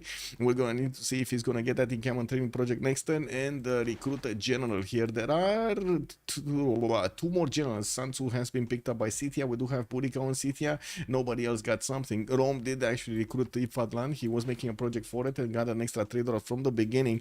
While he's starting to get some discounted campuses going, that is only gonna be a +2 over here to the east side of his city of Antium. Let's take a look at Cleopatra, since he did manage to finish that. Temenanki has a lot of production in Rocket. We're talking about 29 points of production. He's about to triple his production since before he actually got the Temenanki. 16 science with 18 culture, Pembrush voice golden age. He does need to actually get probably Ancestral Hall and start pumping out as many settlers as possible from his cities, while he's gonna keep on upgrading all of these farms here. We do have Trajan, 9 science and 22 culture, Pembrush and voice golden age on Trajan there. What do we have? 4 cities strong, Ancestral Hall coming up in 5, getting to upgrade his Coco tiles, and we gotta see what's going on here. Oh, Babylon is shooting back with one of his archers against the Scythian Sakas, but I do have to say these Sakas might actually want to take out the units of Babylon before they can actually do the damage against the city center. They are slowly dwindling it down, and I gotta say at the moment it's only a 15 defense strength city. Coming back to Menelik, we do have 10 science and 20 culture on Ethiopia with only 3 cities. It looks like Japan might actually get to pillage one of his holy sites, and he's starting to actually get new settlers out. He does have 33 faith points a turn with also 35 points of production, 10 science and 20 culture over here. Monumentality golden age to make use of the faith per turn for the builder charges, while we're gonna need to see also his government plaza getting his specializing building. It's gonna be audience chamber for the higher population, or I should say for the higher housing with the higher food, which turns into higher population, and an amenity also to, you know, just get into the mix over there. It's like a ketchup on top. We do have also him with an opponent here to the western side, China, which I gotta say, China did not get a general. So let's see who did manage. Oh, Hannibal Barca, Babylon actually got a general. Incredible. China didn't, Babylon did. And we do have Trung Track on also Vietnam. Interesting. So massive failure over here, letting actually Babylon manage to get a general. Incredible. We do have Batriu, Monumentality, Golden Age, 15 science and 21 culture. He's on 4 cities strong. Did manage to recruit Trung Track, getting the traders to connect to his capital, and I do see he's starting to get a few builders to keep improving his tiles. We do have him, of course, finishing up most of his thans from his setup, and he did get a little bit of a setup with thans in the north of Fanglong, with the government plaza giving him those extra adjacency points. 31, not bad. Okay, let's see what's going on here. Scythia hunting down something. We do have the first horse actually coming around from Babylon. That is gonna try to get into the city center, so it beefs up that city's defense. While I do have to say, Babylon is starting to get those builders going. There are quite a few units, a lot of units from Scythia just pouring through the lands here. And the good thing is, he has flat land everywhere. Flat land everywhere. Can move through quickly. Daniel, also on Uzetian, 4 cities strong with his commercials coming around. I do see he's getting his audience chamber in the city center of Shendu. And for some reason, Habub is also trying to sprinkle a little bit of extra fertility on these tiles that already got burned by the forest fire. Well, that's amazing, actually. He needs to get a city there. We do have also Moksha established in Jiaodong with a few builders to start improving his tiles. He did go for City Patron Goddess as a pantheon earlier. And we gotta see also the other ones, what kind of pantheons did they choose here. I actually missed that. Anyway, now Buriz, 16 science and 24 culture. We do have him again, Pembrush and voice golden, and she's getting attacked by at the moment 2 Sakas with a general. Wild scout over there in the north, that he must have quite a cat over there. And I do see Babylon is defending himself with an array of archers, and the first horse that came out of his city center on the eastern side, he can actually put it right in the face of the Saka horse archers, probably worried that there are more coming from the west, and he's worried for, you know, for good. Honda Spaceship, good evening sir and welcome. Did you see it? Because I did actually show it. No prediction who will lose the first city. Yeah, we didn't go for that Fortuna Belly yet. Okay, so horse got in Masha Shapir. That increased the garrison defense significantly, making it much tougher for the Saka horse archers to do the damage. And like I was saying, I think it would have been better to actually take away the units of Babylon before he's actually going to do the damage against the city center. And just a quick choice over here on the Grey People side, previously recruited, we did have 2 generals on Scythia, Burika and Sansu. Hannibal Barca did get picked up by Babylon, and Truk Trak got picked up by Vietnam. More horses, of course, coming in from Babylon, so he can put up a defense there in the north. We're gonna need to see if this is gonna be enough. Since he does have a general for his own units, he does have the extra +5 and the movement speed on the horses. Not bad, not bad. Okay, 42 points of production. Darius, 13 science, 17 culture. He did go wide as possible at the beginning of the game already with six cities, and I do notice he's getting his government plaza from Tokyo. Put the harbors in the Tokyo city center. Where is this government plaza? Here. Wow, I was expecting it to be actually in between these two harbors, but he did choose it to put it a lot in the south. Anyway, a monument to the gods as a pantheon. He's gonna get the extra production towards wonders here, and I do see he's getting some lighthouses from the western side. Osaka Harbor, Kyoto Lighthouse, and Takamatsu Lighthouse. Very nice, very nice. Well, not much to speak of over here. Pembrasian Voice Golden Age doesn't actually have a boat in the water, and we're going to need to see him getting one from Kyoto. That will allow him to actually scout out the coast and deny the ability of Egypt to trade with Rome. Rome is starting on working on Hanging Gardens, and did he just place down... Wait a second. He placed down Temple of Artemis, and then he started working on Hanging Gardens. Okay, sure. I was expecting him to actually work it from the city of Rome or something. That plaza is a sin. I think so, right? Another settler is coming up in the 3 turns here from Rome, and we do have a commercial from Arpinum. He does have Fountain of Youth also to benefit from in the northwest as a wonder for the extra era score points. What happened here? Okay, so he's starting to challenge the archers. Very nice. Saka horse archers doing the damage over here. We do have Babylon with another 2 horses that are coming out from his capital, and he already has 2 on the front line. It looks like right now Babylon does have a much better army, a much stronger army than he had at the initial attack on the Maska Shapir. It does seem like also Apul is bringing another 3 horses with Sun Tzu. He did send Burika first. He didn't actually build a road with the conversion of that general into the great person, into the military engineer. Governor Plaza from Pokrovka, he does need to get his wall of strong going, and of course new horses from generals are gonna start pumping out. We do need to see also his faith portent, only on 6, unfortunately. Definitely not gonna have the ability to actually get going that easily. Also, Warlord Solon is being built in Thang Long. This is another one of the opponents of Tomeris, and if Tomeris is fully rallying himself into Babylon, he might have a very big issue later on in the game, as Khyber is starting to get quite a bit of science and culture. He's gonna have a much stronger in-tech army than his opponent here, so he might actually punch through quite quickly. Yeah, stop pin, I will crash, please. Yeah, I don't know why people are pinning, but yeah, it's kind of toxic, to be honest. Anyway, we do need to see also the faith pattern here of Khyber. He's on 43, and he's still, of course, in the Monumentality Golden Age, able to actually use the faith to buy out the builders and maybe put some of that faith into his settlers. We don't know. We don't know yet. Anyway, what do we have here? Saga Horse Archer is gonna die. Easy to actually double slam. These horses do have movement speed. They can slam into the city center. I don't think they will, though. They did. Never mind. They did slam into the city center. And that horse just sacrificed himself. Lol. Well, doesn't have a promotion. Yeah. Yeah. Well, that's a problem. I think Apul has a big problem here. Big problem. Where general? Yeah, it got sent. Well, he has another one, Sansu, but yeah, one of them did get sent back in generals. It was, I believe, on the Saka Horse Archer when it popped.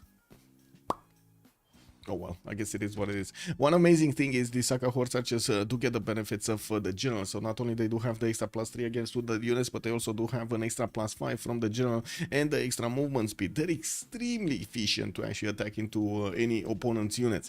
The problem is they're kind of squishy on the defense. So you gotta have a mid shield in front of them, like horses or swordsmen, so they can soak up the damage, and you can do the damage with the Sakas right behind them. Builders coming around, horses getting wanted here from Shertom Lake. Okay, also Pingala getting established in that city center. Very nice, very nice. Oh, Khyber found a hut. He found a goodie hat and got a relic. That's free faith, basically. We're going to need to keep coming back over here to see how things are evolving, but it does seem like he's in a much better position than Ethiopia is at the moment. Audience Chamber finishing next turn in Addis Ababa, fourth city getting out northeast, and I do see this also the fifth one is coming out from Jima towards the north. 6th and 7 are coming out soon, and we're going to need to see how he's going to try to get things going. He definitely has another city spot over here to the west of Axum on that river end, and I do see another one over here towards Kabul. That's not good. That is not good. That is not a good city. He does need to actually settle either on resources or on hills, and I gotta say this is not a resource nor a hill, so yeah, that's not the city center spot actually. Never mind, totally forgot about that little limit on Ethiopia. Okay, what's going on here? Saka horse archers. Well, this horse still doesn't have a promotion. Okay, he does need a little bit, just a little bit. One more experience. And I think the question is he just gonna keep up the pressure, like keep attacking to the city center of Mashka Shapir? These Saka horse archers can do quite a bit of damage against the horses, and they barely do the damage against the city centers themselves. Well, Cleopatra Ptolemy getting his water mills going for those extra production points on the farms, and we do have him with the 4th city towards the south, 5th city coming out from Rocket Dead, probably moving west side here, getting his already Governor Plaza with Ancestral Hall as we were thinking earlier, and of course put down a few more Sphinxes so he can get those extra production, culture, and faith points. Could chop the stone for the walls if required. Yeah, true. Religions. We do have a second one actually. Vietnam went for a religious community for the shrines, providing him the gold and the temples.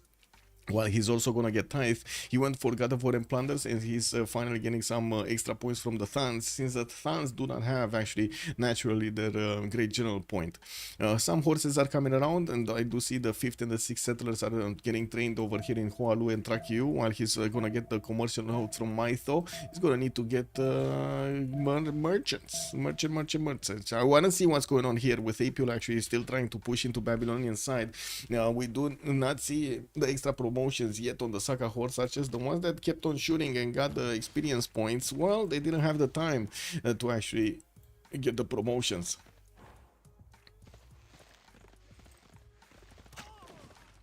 Another good thing on Scythia, whenever you take out a unit, guess what? It actually heals your own unit. It's amazing if you do manage to actually do enough damage with the Saka horse archers and finish the job with the horses so you can get back some health.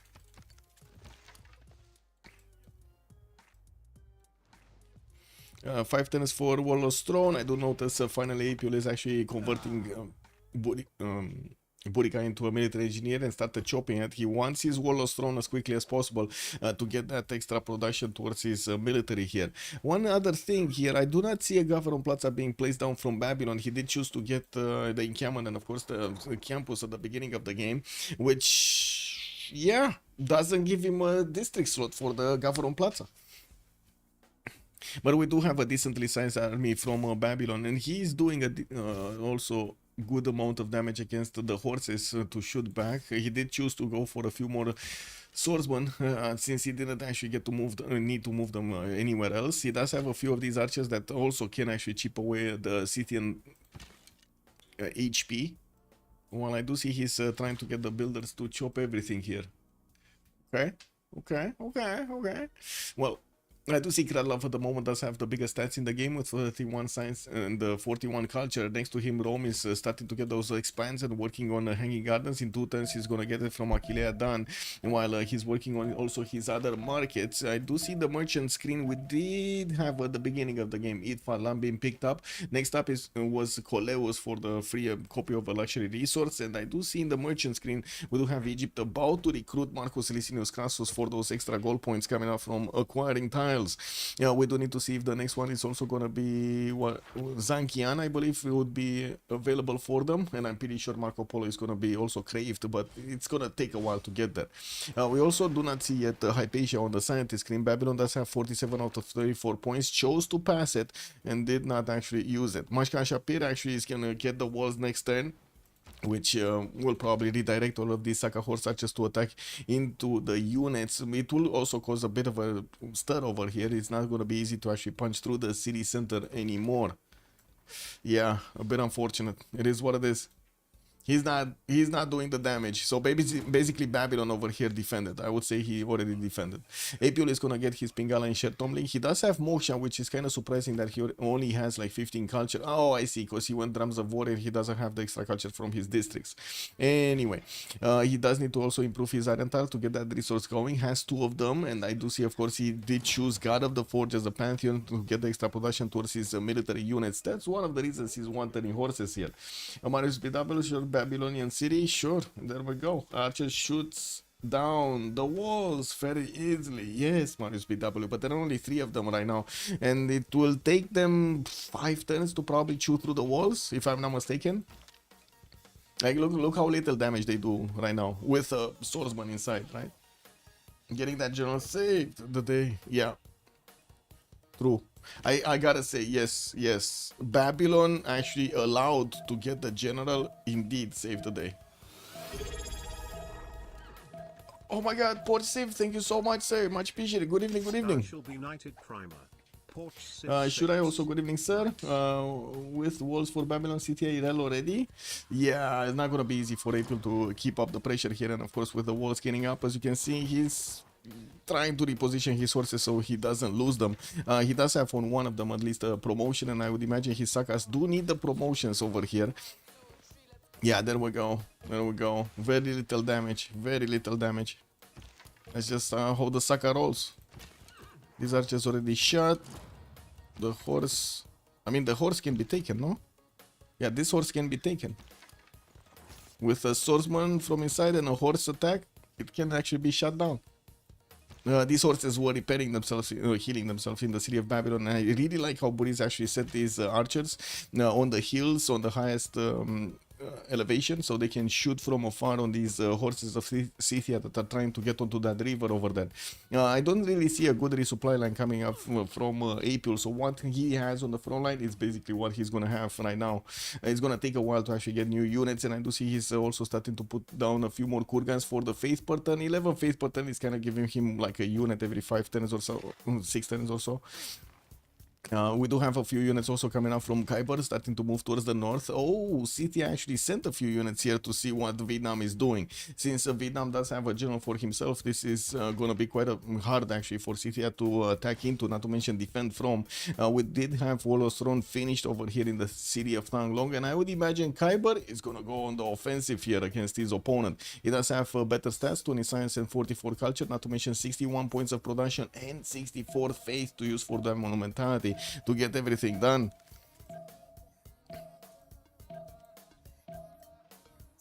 Victory Nagano. Oh, pyramid starting to be built in Sendai. 14 turns to finish. That's gonna take a while, and I'm pretty sure he's gonna need to get the builder in the meantime to help it finish. Hanging Gardens did finish in the city of Aquilea, and I would imagine Temple of Artemis is also gonna need to get going, but it looks like he is prioritizing to get a builder in the meantime. Got a horse to fend off the Japanese warrior in the north of Arpinum, while I do see he's connecting all of his cities with Magnus bonuses towards the capital city. He does have another settler moving towards the western side, which will put him very close to actually Menelik. It shouldn't be a problem since they are allies. Menelik did get finally to the 6 cities and building up his holy site count, 58 faith points and 64 points of production with 23 science and 43 culture. It's kind of mirror matching over here, Batriu, except the goal per turn. Batriu definitely has a lot better goal per turn. We also do need to see if China is going to start moving any kind of military towards his opponent. Right now he's on 246, soon to be 7 cities moving to the west of Guangzhou. He did get the Longqi right in the middle of all of that, improved rainforest over there. Man, oh man, fire went in, improved fertility. Habub went in, improved fertility. This land over here anyway. He needs to get some lumber mills for these 4-1 tiles to get a lot better. Shendo did pre-place one of the +3 campuses in the capital, getting the adjacency from the mountains and of course the government plaza, while he does have that other settler moving towards the east side. Well, I don't know exactly where he's gonna go for it, because it's not like he actually has a lot of fresh water anywhere, right? I'm a bit surprised that he actually chose to send it on the coast on the east instead of choosing it to send it to the south. But anyway, it's not like he's actually going to have a problem. Ethiopia is not on the coast here and won't build any boats. We do have Ethiopia trying to get another city towards the south of Aksum and still staying away from the coastal tiles. Yeah, there we go. Lash out, Babylon. Army of Scythia is taken down. Destruction follows over here in the Babylonian front line. Yeah, I think Apiol just lost his army. No? That's another Saka win. Did the river just flood and take out the Saka? Did that just happen? Oh my god. I did see it correctly, right? The river just flooded and took out the Saka. Incredible. Anyway, what's Daniel's Pantheon? He has insane temple for that bad spawn. Daniel's Pantheon, that's City Patron Goddess on China, right? Daniel is China? Yeah. What do we have here? Fez did manage to get our money. Oh, Babylon is actually trying to take Fez. And I gotta say, this is actually Scythia's northern city. It's very close to him. While we do have Scythia actually getting his units next to Vietnam, he's actually poking another bear. So wait a second, he already poked one of the bears. That's gonna be Babylon on the east, which, yeah, okay, suffered a little bit from all of this engagement. In the meantime, Scythia did get Warlord's Throne and a bit more military, stopped reinforcing the east and went south to poke another bear, and that's this time around that's Khyber. Man, I don't know, man. He's like poking all of the polar bears, and it's not like in reality you can't make them fight each other, no? It's because they're allies. Oh, that's a problem. I would say that is quite a problem. Anyway. One with walls, yes, just keep catching up, play for backroll, yes, what is actually, yeah, true, Shadezi, good evening, sir, and welcome, true, I did actually, okay, I did respond, catching up, did I miss something on YouTube? Yes, I did, Papa's good evening, sir, and welcome, I did. Never mind. Campus is also coming around for Ethiopia for those extra science points. Mikado is 27 with 55, and he's starting to add quite a bit of extra faith. Of course, with the new series finishing up those holy sites, it's gonna take a while, but I'm pretty sure he's gonna have a very good faith pattern for the next part of the game. I do see also Japan is starting to actually work on getting Colosseum, with Magnus establishing the city of Tokyo, and quite a few of these builders available for him to chop here. We do have the arena in the build queues. He's gonna want to chop that. He has 1, 2, 3, 4, 5, 6, 7 chops in the city of Tokyo if he wants to. That's more than enough to actually get the Colosseum here. I didn't see anybody actually contesting Colosseum, so I would imagine it's gonna be his anyway. Thomas used to be good. Not anymore. Yeah, I mean,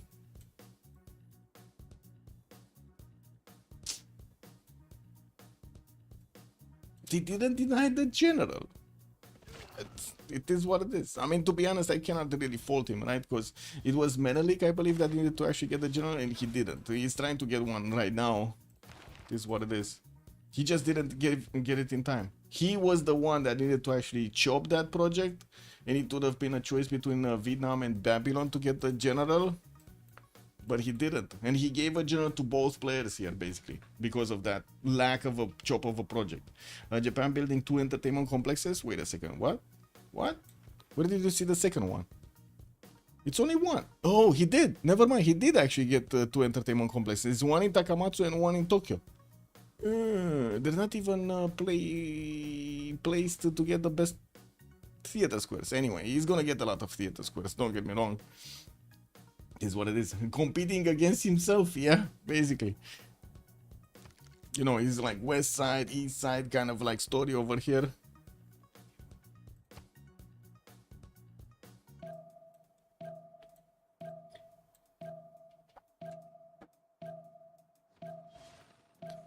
Oh, still no Temple of Artemis getting built in Aquilea. He's starting to chop a few of these tiles and getting another builder. He did place these campuses, making him get those extra science points on 24 science and 38 culture. We do have new builders coming up from Rome, and I do see quite a few builders that are gonna get those extra feudalism bonus charges, the extra +2. Scythia is getting pushed by Vietnam from the south, and we do need to see if Khyber is gonna manage to get to his Voichens. He still is coming up in 6 turns for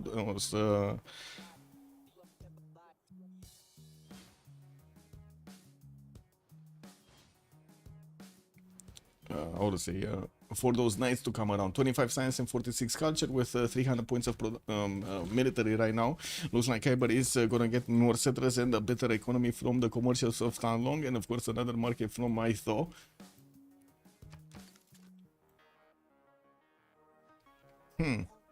This is a good military to keep going against Scythia. And I gotta say, if also we're gonna have Babylon manage to get to like Corsair technology or Knight technology, they might just overwhelm Scythia early on in the game. We do have Scythia finally starting to get his 4th city out from Shertomlik and a 5th one from Pokrovka in 2 turns, while we're gonna have a library coming out from Gelonus in 2 over there. Looks like Egypt is starting to get a few units in Iuno, trying to get an encampment, and I think we might actually see a fast Corsair timing here for Cleopatra to go against Japan. Japan has kind of been, you know, fooling around with districts and other stuff, new settlers, and not actually getting a military. But Darius does have a scout right in between his cities and Cleopatra towards the north, so he sees any kind of military coming for him. He just saw the horse, for example, right? The moment. Did he see it actually? Because this is, yeah, he did see it. I'm pretty sure he did see it. Yeah. Okay, another builder from Achilleo. So many builders. 6 cities, soon to be 7, 8 coming up from Rome. He does need another 2 over these. And let's see if the military actually... Yes, finally Vietnam is actually lashing out against the Scythia here, catching him off guard. We do have only 2 of these horses with 1 general and 2 Saka horse archers. Wasn't that the general that got pushed out? I think the general, right, got pushed out by Scythia, and there we go. So he's starting to actually take out these units. General got pushed back in Pokrovka. These Scythian units just don't have the extra +5 or the movement speed. So I'm pretty sure actually Vietnam is going to keep on doing a lot of damage here. He does have the ability to attack into the Saka horse archers to do what must be done. Do what must be done. I think he should actually just keep on going, no? Like this one can attack into the Saka horse archer, this one takes its place, this one goes here on the 1-1, blocks the movement of these Sakars. They can either go towards the north or to the eastern side, and he can just catch up through the forest.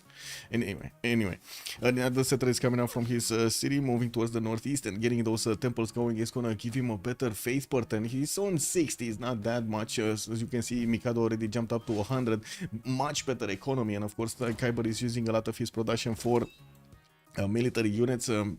Not like Scythia. Scythia is not like, sorry, Ethiopia. Ethiopia at the moment is not actually getting any units out. Neither is actually Changsha, right? China here. Yeah, China did manage to recruit El Cid and started to put down, to plug in Victor in the city of Changsha with markets coming out in 3 turns here. Still working on his campus and sending a city on the coast, on the eastern side, where there are quite a few of those chops for him to make use of. A library is coming in for the extra science, and I do see he sent Taiwan very far away to the western side, but does have the benefits of some of those bananas to get the extra food going. And the military of Babylon is just sitting around. Doesn't seem like he's actually interested in pushing out here. He did get one of the volcanoes in Rapicum, unfortunately, to explode, and they recruited Zhang Heng. And we do need to see if he's actually opening up Hypatia here. No, still no Hypatia. Babylon is still actually 34 points out of 24 for Ariabata. With Rome about to get the choice, we will probably see Rome pass it also. Yeah, I do have to say, if Hypatia is actually gonna reveal, Rome is not gonna have the opportunity to get it, because he's only 24 points and it will cost him at least 30 to get that one. Oh my. Wait a second. Scythia, where units? Is this safety settler? Is this the safety settler of Scythia? Man, of turn 47 safety settler doesn't actually, you know, ring my bell over here. Like, really, it doesn't ring my bell, no? Does it ring your bell? Wait, a cat is getting aggressive? Oh yeah, a cat is getting aggressive on Vietnam. Another sun coming up in 8. We do have more settlers being sent over here to the eastern side from Vietnam. Very good number of cities for the next part of the game. Actually, it does look like MFD is in a pretty strong spot over here. Daniel Epitala has joined the round table. GR getting the first industrial zones down. Of course, he doesn't have the bath set up, but he is getting them in position to get also the baths around them. Has a dam set up also in Rome if he wants to. Not bad to get so much extra production here, and of course the protection, and still doesn't work on Temple of Artemis. This is amazing. I guess there weren't that many. Oh no, he did have quite a few amenities coming up. Anyway, let's see Colosseum. Colosseum about to finish in the city of Tokyo. He did manage to chop most of these, and I do notice from the north we do have Egypt still getting those horses out. I gotta say Japan actually saw that horse pop out of the forest, but then he didn't do anything about it. And we do see Kralov is getting his engineering mysticism coming up next turn. He's also working on encampment training projects to try to get one of those generals. I believe there's only one left because I'm pretty sure I saw Elcid and Ethelfred being picked up. So, oh, not even one left. Gustavus Adolphus is gonna be the next one. Japan got Artemisia, Ethelfred on Vietnam, Euclid on Vietnam, Elcid. I see Timur on Ethiopia and Elcid on China. That's what I was missing. Got it. Dani Reghele pe Tala, good evening, sir. Să vă dea Dumnezeu sănătate. Nu înțeleg a doua parte a propoziției tale, Dani. Bună seara, domnule, și bine ai venit. Dar mi-aș dori să înțeleg ce vrei să spui acolo. Cupcake also, good evening, sir. Was Boris grieved by Syria? A little bit. Yeah, he was touched by Syria. I would say he was touched in a wrong way by Scythia. And as you can see, he has a lot of military. He basically built up a lot of spikes after he got touched by Scythia. Yeah. He tried to. Yeah, not more than a little distract. Exactly, man. He got poked a little bit. Anyway, we do have Scythia trying to rebuild his army here. And I do see in the meantime, he got a few of these settlers to send to the north to try to get a bigger empire, and while Vietnam is going to start pre-building his heavy chariots, this is going to cause a problem. Apul is trying to get his Corsair technology on castles, while I do see Kralov is 3 turns away also from castles. They're going to require a lot of gold to actually get to upgrade all of these. We do have 2, 4, 6, 8, 9 Egyptian, 10, 11 Egyptian horses that will actually go against Japan here. And he needs like what? It's 60 a pop to actually upgrade. It's gonna be a lot of gold, man. A lot of gold. 660 gold. That's a lot of gold, no?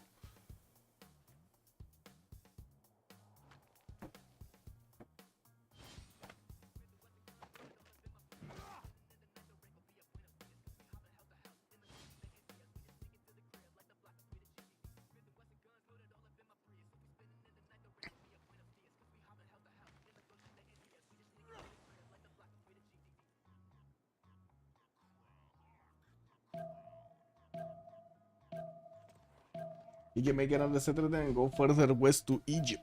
Well, let's see. Isik is getting placed down. We got a builder coming up in 5 turns here, and I do notice Apul is keeping on the production on these horses to try to get going. We do have also quite an array of builders coming around from him, and no movement from Babylon. I gotta say this, I think this is a bit of a mistake from Boris. He could have actually attacked into his opponent here to get to Genelus. While yes, we do have Kyber putting a bit more pressure on his opponent, he's getting into these forest tiles, which are very hard to actually get through. Not a lot of movement here for him.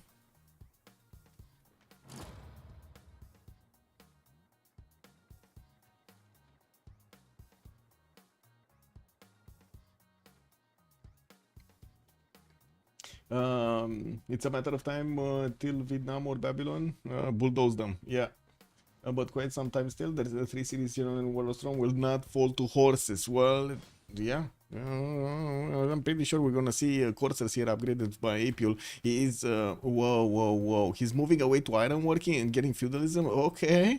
Well, we are ticking on the clock until the next era also with 6 turns to go. I wouldn't really believe Apul is gonna manage to get it done, as in get his golden age points. We do have Kralov 52 points out of 57 with only 5 remaining. He's getting a galley, building up his aqueduct account, and well, at the moment doesn't have a swordsman for that extra point. I would imagine he will have a decent chance to get it. JR 59 out of 60. We do have Rome here just 1 point away. He doesn't have a Temple of Artemis anymore, so somebody else somewhere build it, and that's Tokyo. We do have also a request here to pass or keep the scientist.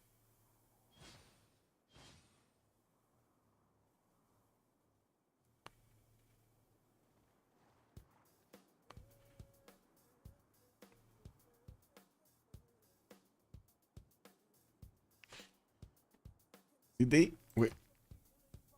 Babylon did manage to pick Hypatia. So he passed it. two of them passed it probably. Then Ethiopia picked Ariabata, which was kind of a mistake over there, and of course gave over here Japan the ability to pick this one up. Unfortunate, Mikado actually gave up on Hypatia over there. Ethiopia is managing to get also his golden age. We do have Kyber Dark Age 47 out of 49, but soon he's gonna get his Divine Right. He's also gonna get Stirrups. And I do see he's getting quite a few of these heavy chariot pre-builds for the Knights. If he's actually going to follow up the attack on Scythia with Knights, Scythia might bow down to the power of Vietnam over here in the south, not to mention Babylon from the east. Babylon is going to have quite a bit of work to do to catch up to the others in the game over here with only 3 cities. He does have 49 science with 42 culture, and was trying to get his 4th city out southwest of Babylon here, of his capital. We're going to need to see if he's going to manage to get his city count proper. We do have also Daniel, 130 points of production with 47. He's 8 points away from getting his golden age, not really that close. Buriz is 3 points off, also Darius is 1 point off, so I'm pretty sure Japan is gonna get the golden age.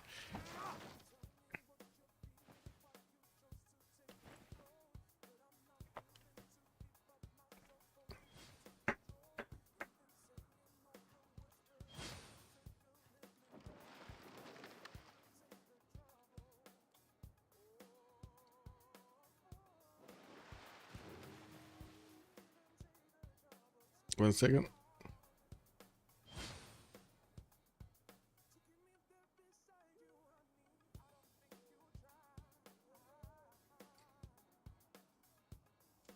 Military units.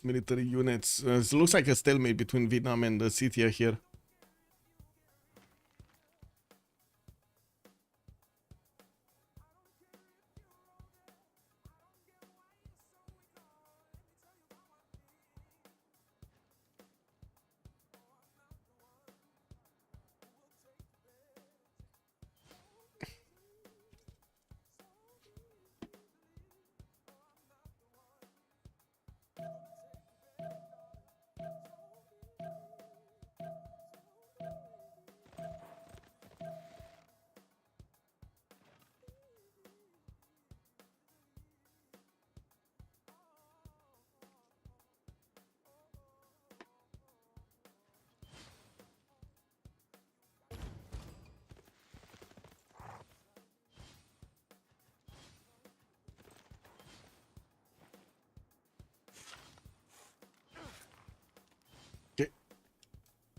More of these forces coming through. Some forces are going to Fez, which is trying to build the ancient walls over there in 4 turns.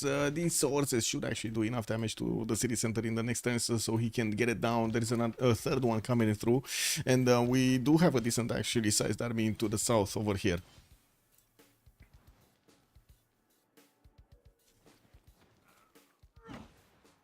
I do see intelligence agency is also coming out from Tanglong. Still no military from China to the northeast, and since everybody is actually concentrated to get their golden age options, I would imagine we're not actually gonna see that much.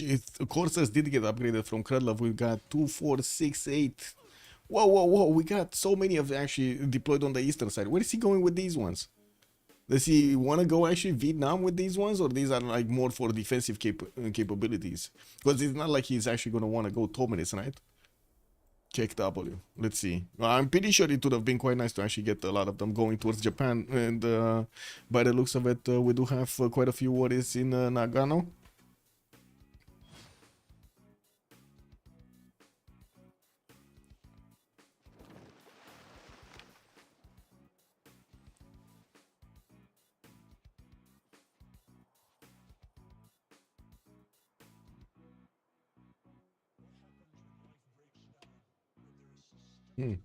All of these samurais pre-builds here from Japan are probably gonna defend these courses quite nicely. I don't think they're gonna actually do that much damage.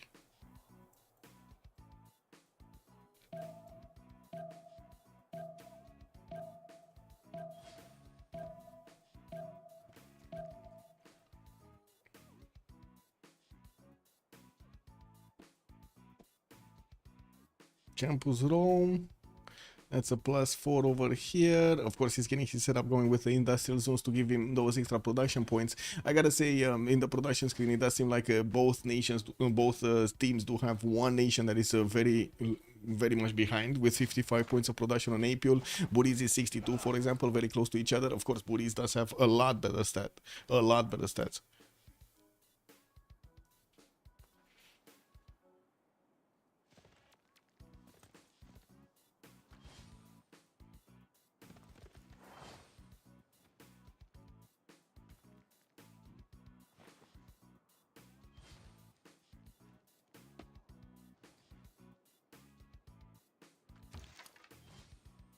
Wait a second, is this actually gonna fall? 43, oh my god, somebody actually plugged in more envoys over there. And this is a problem actually. The city of Fez is not gonna go down easily. There are 4 horses. This one does have a promotion, so it might actually survive here. And by the looks of it, we do have him going here. Where knights though? Vietnam didn't upgrade his knights. He might actually want to take out a cat so he doesn't actually get poked here. Wait, I need to create a new Discord channel. 1 sec.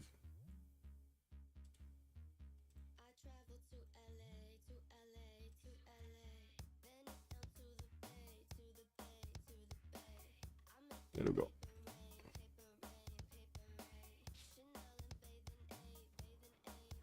Sorry. Let me actually close the screen, no? Oh, it's closed. It's fine. Sorry, I needed to create a channel for them.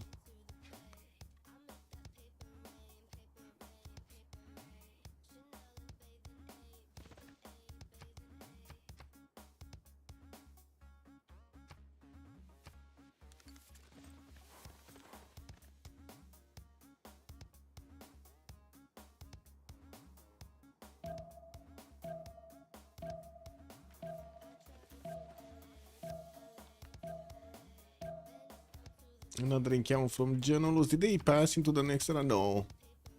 It's 1 turn, no, 3 turns off actually. So JR nailed it, Kralov nailed it, Mikado did manage to secure it, Kyber is 2 points off, so he does need a little bit more. Shouldn't be a problem, I would think. Well, he does have a lake to get the boat going.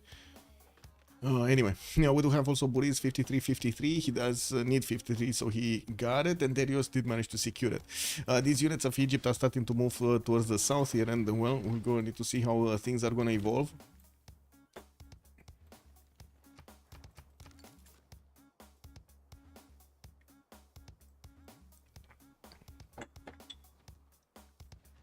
Kodak Takamatsu. We do have greenery in Tokyo, so industrial zones for the production screen to get around much better stats. Industrial zone logistics project is also from Antium, while Bisheng is the first engineer. We don't have the extra production ones yet. We're gonna need to see them being picked up.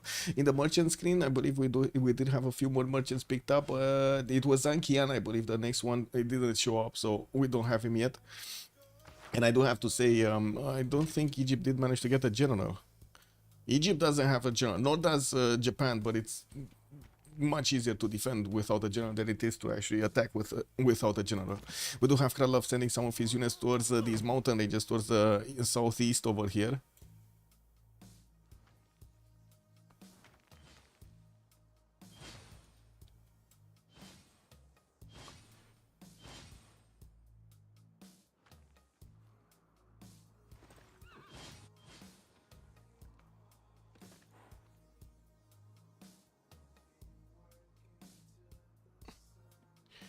Finally, Knights. Knights did get upgraded from Vietnam. And could, of course, attack into Scythia. But I'm pretty sure Scythia is going to get castles, so it shouldn't be a problem for him to upgrade his horses into, how to say, coursers to make them stronger.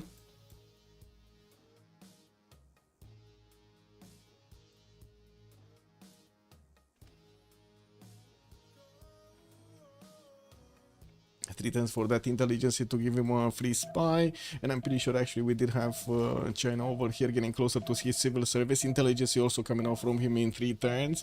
Did we see him? Yeah, he did manage to get a spy in the city of Adva here to Ethiopia.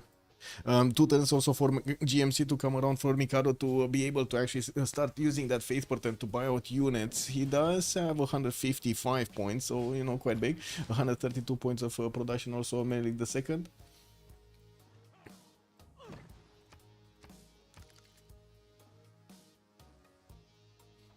Looks probably too easy to defend for Japan. Yeah, it does look easy to defend for Japan. Interesting what Japan plans to do with all of them. Going for Japan probably ends in the stalemate. Yeah, I'm actually surprised about this one. But we do have Kralov actually sending a few of his units towards the city of Da Nang. And we might have him catch Khyber as he is sending his own units towards Scythia. So this city of Da Nang might actually be left open here.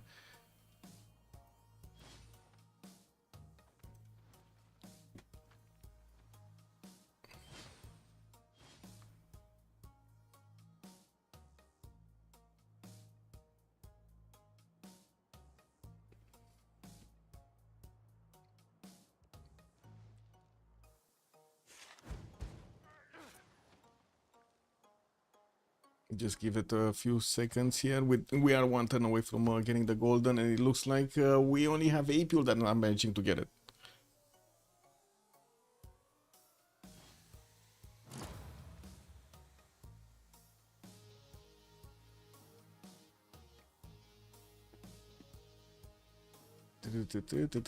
Palgum's coming in. Babylon did manage to get his 4th city, 5th, 6th, and 7th coming around here. Okay, Zanhen did get recruited. Vietnam, is he moving or not moving? Because he does have the knights with the 6 moving.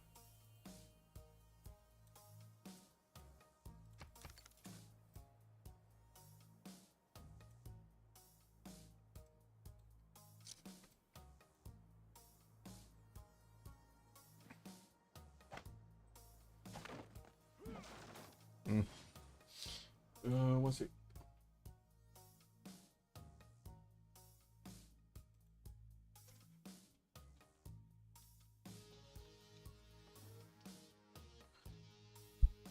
Oh, whoa.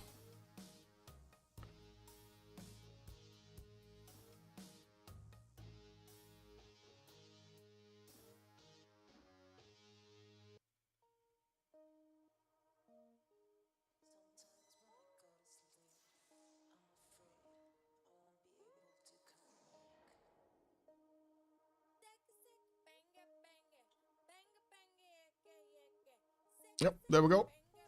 Got it.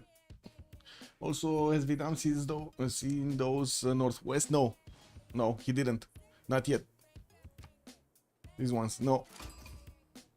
And I do see that's exactly what's happening. Da Nang is sending his knights towards his opponent over there towards city, and he might get caught.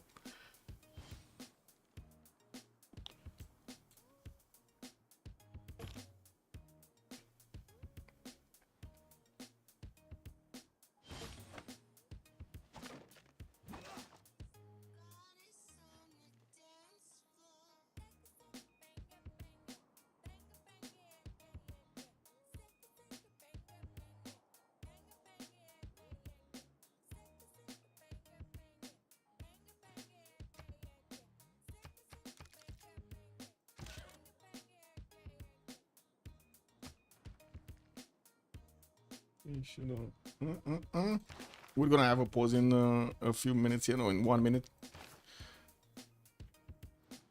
Yeah, those knights need to U-turn. Yes, but he doesn't know about it.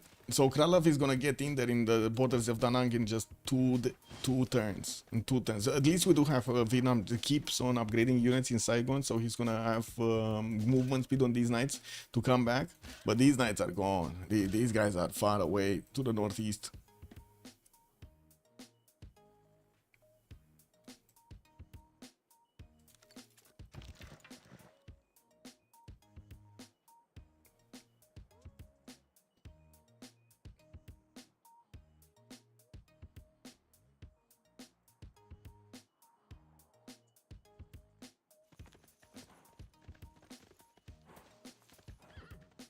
He just revealed it Krodlov revealed the Corsair attack from the west side exactly as Vietnam was getting these units on the west. Well, there are a few of these archers that might not get their upgrades strong enough to actually slow down this attack. And we do have the Congress. So let me actually pick up over here the choices, and we're going to have a pause for 2 minutes.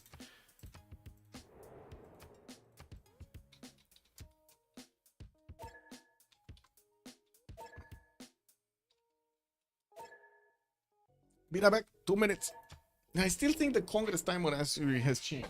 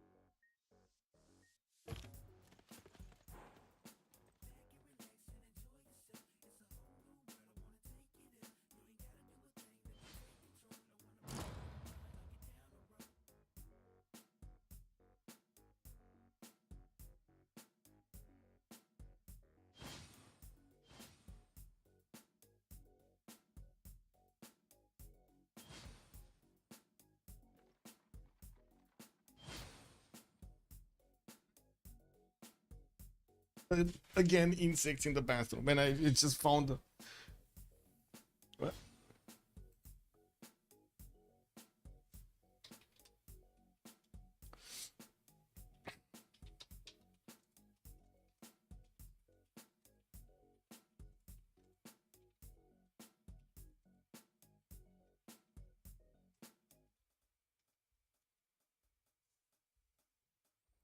Okay, so the attack is ongoing from Vietnam against City, and I do see a few of these spearmen are coming out from the defense. Tokugawa is getting the 21st population growth in the Congress, while I do see Islam is also going to get to condemn the religion of Islam. Well, Islam is going to get condemned, I mean. Menelik is going to get 2 deploy points, and we're going to need to see if he's going to get that going. I do also notice Vietnam did really quickly set up a military defense in Da Nang on the western side, while we do have Kradlov's Corsairs upgraded with no return. There is no return other than, of course, forcing Japan here to get a big military to defend himself.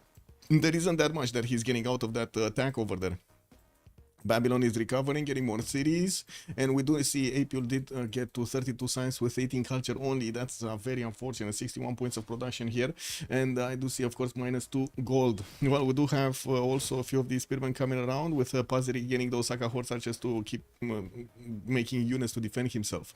Krylov did jump up with 100 science, 107 science with 52 culture, got his free inquiry golden age, starting to 1 turn, 2 turn settlers from his initial settlers, and by the looks of it.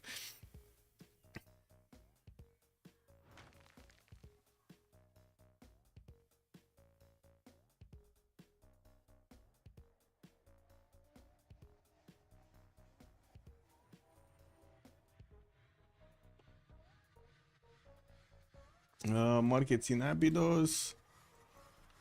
4 turns for Campus City 1. Okay. Anyway, we do have also 200 points of production here, which is significantly higher than what Meow has at this point in the game. I was thinking actually earlier that Meow is in a good position, but by the looks of it, not that much in the production, and now not in the science yet, not yet. We do have JR also 126 science with 49 culture on Rome. He did manage to get a lot of cities, 2, 4, 6, 8, 10 cities, and from what I do see, he's working on his industrial zones to get those extra production points up. 258 points of production here on Trajan with free inquiry golden age, 118 science and 46 culture. It looks good. Industrial zone logistic projects. Imhotep is gonna be the next engineer, and he does need to get those extra production points going over there for those wonders. We're gonna need to see what kind of wonder is he gonna build here.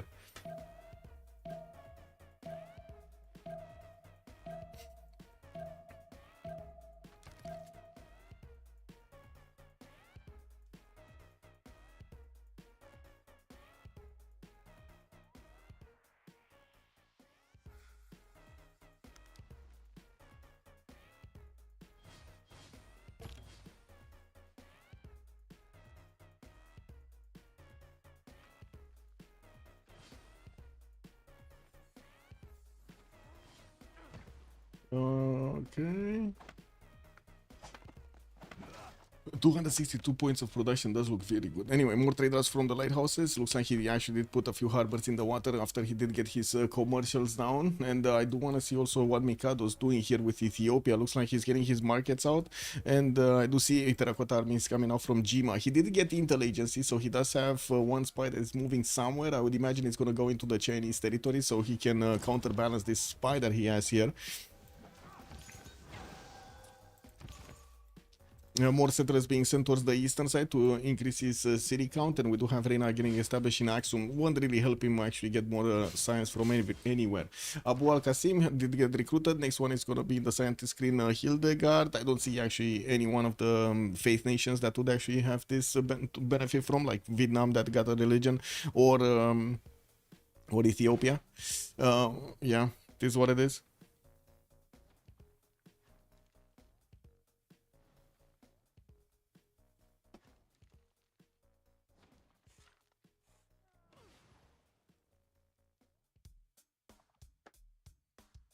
It's 170 for Arcanes, 326 for MFD, or am I blind? Oh, you're talking about GPT? Took some turns from a couple turns from GR is on 10. You're talking about GPT or what?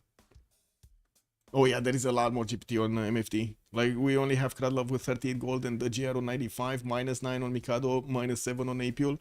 Definitely a lot more GPT on Meow. Kyber on 53, 110 Daniel. Buriz is gonna be 40, Darius 88.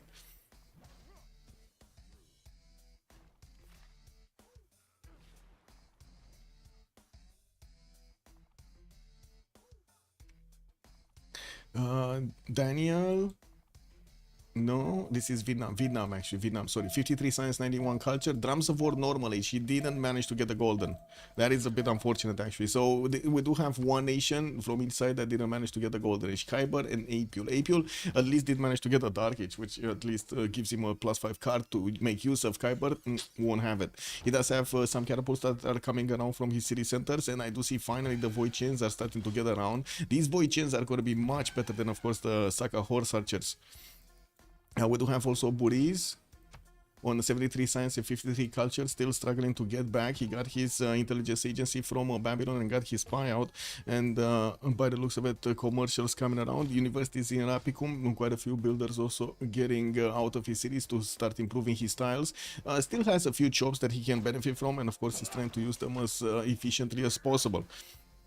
Darius, 168 science with 90 culture. He did choose to go for a free inquiry golden age. The fact that he did manage to actually get these two entertainment complexes and of course the wonders next to them does allow him to have very strong campuses. He's also building up the mausoleum of Arcanes and increasing his industrial zone count, not only for the extra production points but also for the engineer points. Rome is about to pick up Imhotep, and we're going to need to see if Ethiopia is going to get another one, and I'm pretty sure Japan is going to need to get a few projects if he wants to get there, and that's exactly what he has in the build queues. In Nagano and in Takamatsu, he's making industrial zone logistic projects so he can get that going.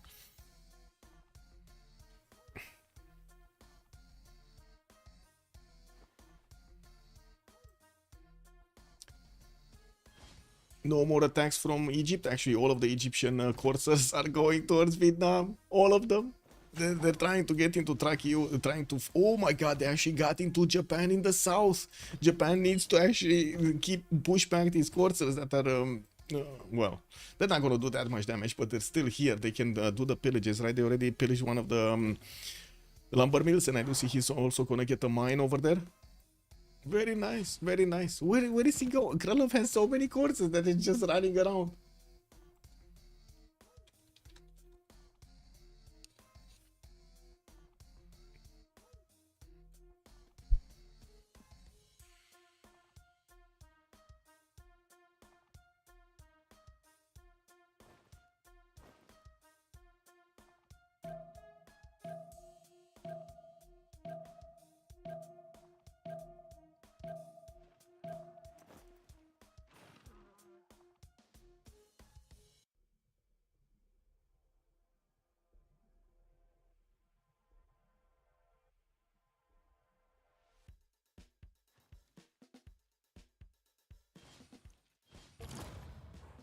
Okay, I wanted to see where these units, the coursers are going. Where are they going? Pillage, pillage, pillage. Okay, Egypt did get a spy in there in Takamatsu.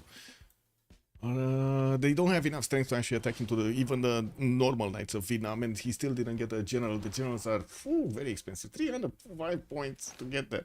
Egypt on 38, even though Rome and Egypt knew about trade routes from Tier 1. Yes, that is actually surprising, right? They didn't actually set up the coastal trade routes, but I gotta say Japan already is in this coast, so in this water, so definitely would have been quite a bit of, I would say, you know, back and forth over here to keep those trade routes in check.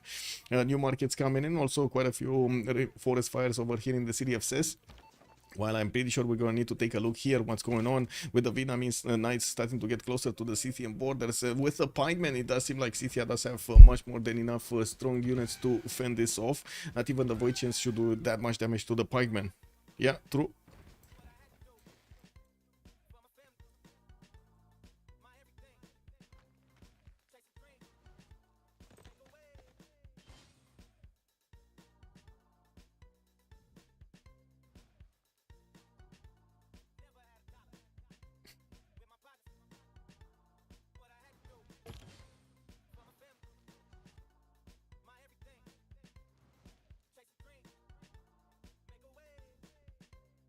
General catapults coming through, all his sites are gone, and I do see also Liang is gonna get in another city here from Vietnam. I don't think he's actually gonna go. Oh, never mind, he is actually going for parks. We do have a few parks being established here. I was wondering if this is Liang parks or something else. Looks like it is parks. Here, still no military actually from China to go against Ethiopia. We got Babylon trying to send a welcoming committee to the city of Adva, and by the looks of it, Ethiopia is starting to buy out some knights with his faith per turn. He does have 211 faith per turn. It's pretty good. With Terracotta Army also finishing next turn, he's gonna get the promotions on everything. He did get also the third and the fourth actually religious bonuses with pilgrimage for the extra +2 faith, and Pagodas giving him those extra influence points over there. Very nice, very nice. A few more holy sites coming through, and on the western side, I do have to say China did manage to jump up to 114 science and 92 culture, keeping up very nicely with Ethiopia's sim.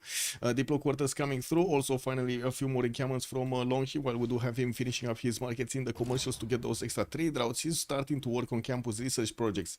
We probably will see them. Yeah, there we go. We're gonna see Khaldun or Newton showing up. Looks like Japan did manage to actually get both Imhotep and Isodor of Miletus. How did he get Imhotep? Wasn't that actually sure thing for Rome? Did Rome pass Imhotep? This is insane. He passed Imhotep. Wow. Remember, guys? Yeah, terracotta with 0 units. At least it has a spy, right? That's a terracotta to deny, I think, China. Anyway, let's see what's going on here. The Voichens are starting to actually get around to shoot the units of his opponent. He does need to also shoot that encampment to not allow it to counter. We do have him sending up a spy over here in the city of Pazirik, and I don't think we actually have a spy from Scythia in the cities of Vietnam. Not yet, though.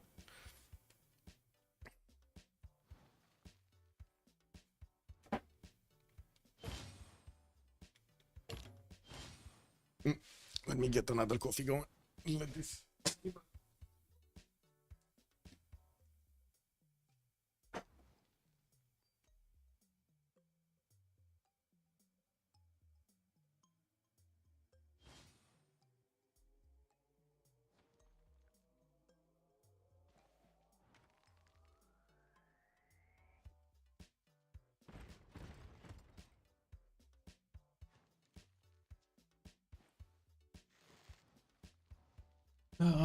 I'm gonna need to click a few more on the buttons over there. It is what it is. Finally, Scythia did manage to get to machinery, so he's upgrading his crossbows from his archers, making these a little bit better to actually counterattack into the Void Chance. I do see +6 intel is available for Vietnam to actually use against his opponent, making it much easier to do the damage. We do have Khyber, the Corsairs of Egypt still wrapping around over here, trying to drag the army of Japan with them.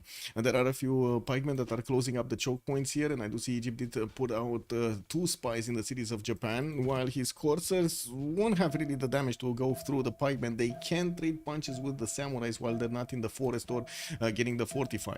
We do have intelligence coming up from Tokyo in 3 turns, and from what I do see, he does have Isodor Miletus with Imhotep just running around. Didn't actually put them to work, or at least not yet. We don't know what kind of wonder is he gonna want to get here.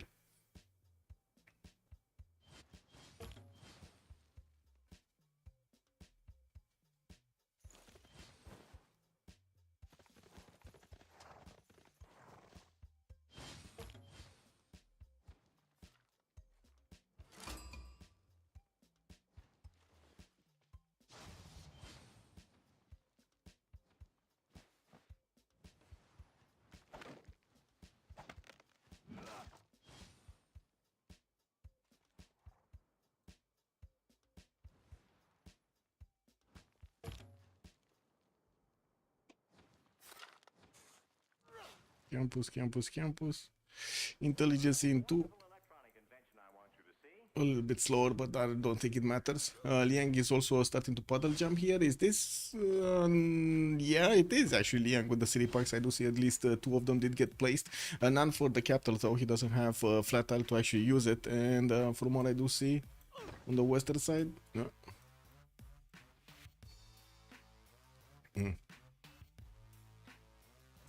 Yeah, on the other hand, Vietnam and China are going wide already, so maybe he wants to go to war soon. Who? You mean China?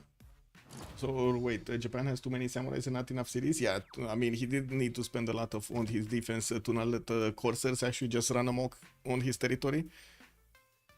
This is what it is, he needed the defense. I don't really think this is gonna go through, or is it gonna go through? What do you think, guys? Is this gonna go through? Wait a second, we got a CAD? A CAD is Apul City, right? Yeah, it's not the one. There's so much damage done to the encampment by a single knight. 61 against the encampment, 43. Well, I guess it is what it is. And of course the catapults that did come around, so they're gonna start shooting down the walls very quickly.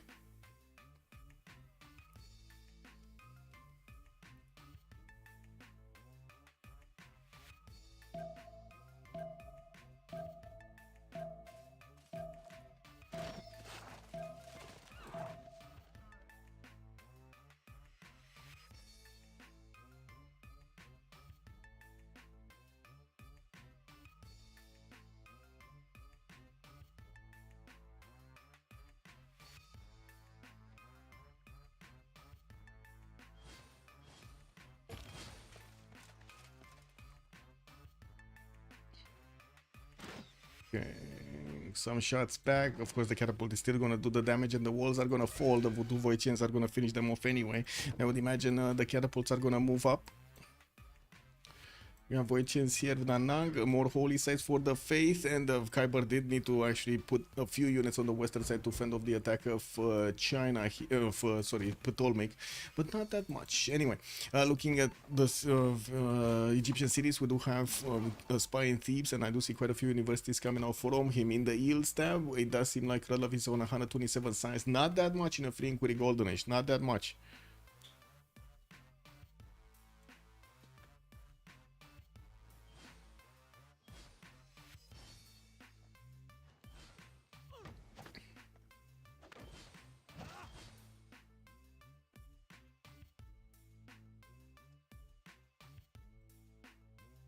Commercial in 3, 2, Reina also establishing it there in 3.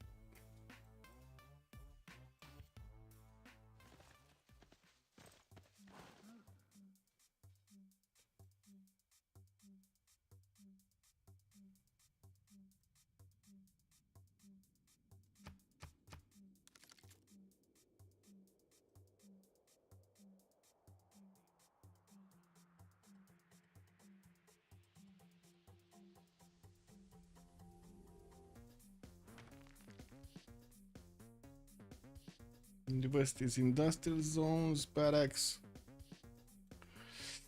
universities.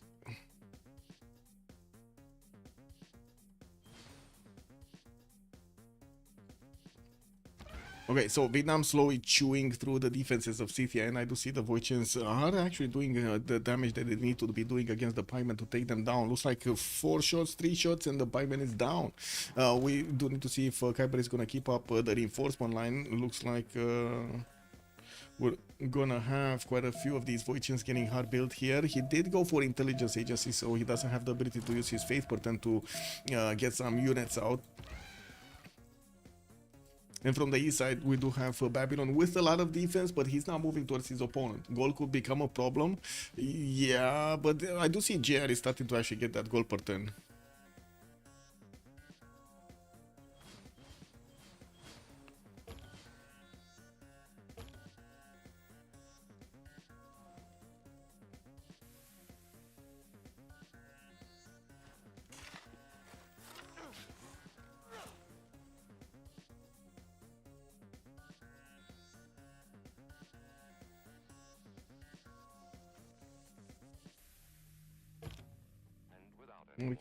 Market.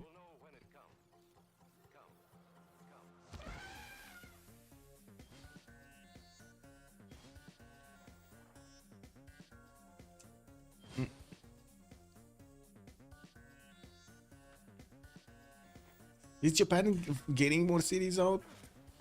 I feel like he really needs to get more cities out. Don't you guys feel like he needs to get more cities out? I do see Forbidden City is going to finish in Takamatsu, which is nice. I saw Minato is finishing it. He did get the extra charges from Mausoleum al Halikarnassus from Kyoto, finished earlier. And I do see he did upgrade the one caravel. He probably needs another one to get the boost over there. Anyway, yeah, we do have him with 223 science and 135 culture. The biggest science in the game and also the biggest culture in the game on Darius. So even with the less cities, he does have the best stats. 307 points of production, not as big as Trajan's 367, but still very, very good. It's actually the second one in the lobby here. Kralov also does have 250, and I do see also if Gideon is matching that with 250 of his own. Mikado 211 plus the faith per turn. By the looks of it, he did get a few units to defend himself against whatever China was sending against him. I do see he's also working on Kilvaki Sivani, and I did see that being built somewhere else. It was here in Fortens in Nagano, and there are quite a few chops for him to use. Not to mention Japan does have the engineers to help him actually build this much faster. Where is this even getting built? Oh, it's here? Oh, it's actually here. Never mind. He's gonna finish it soon with Isodor of Miletus, because already Forbidden City is finished, right? It's fine. And he's getting those extra adjacency points towards this one particular theater square, which is gonna get another 4 culture. Doesn't even need an amphitheater, and he's getting the same culture as he would with great work, with 2 great works inside of it.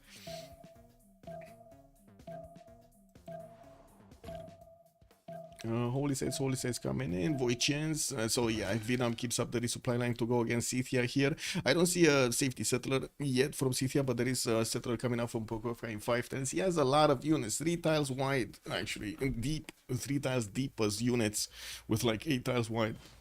Amazing.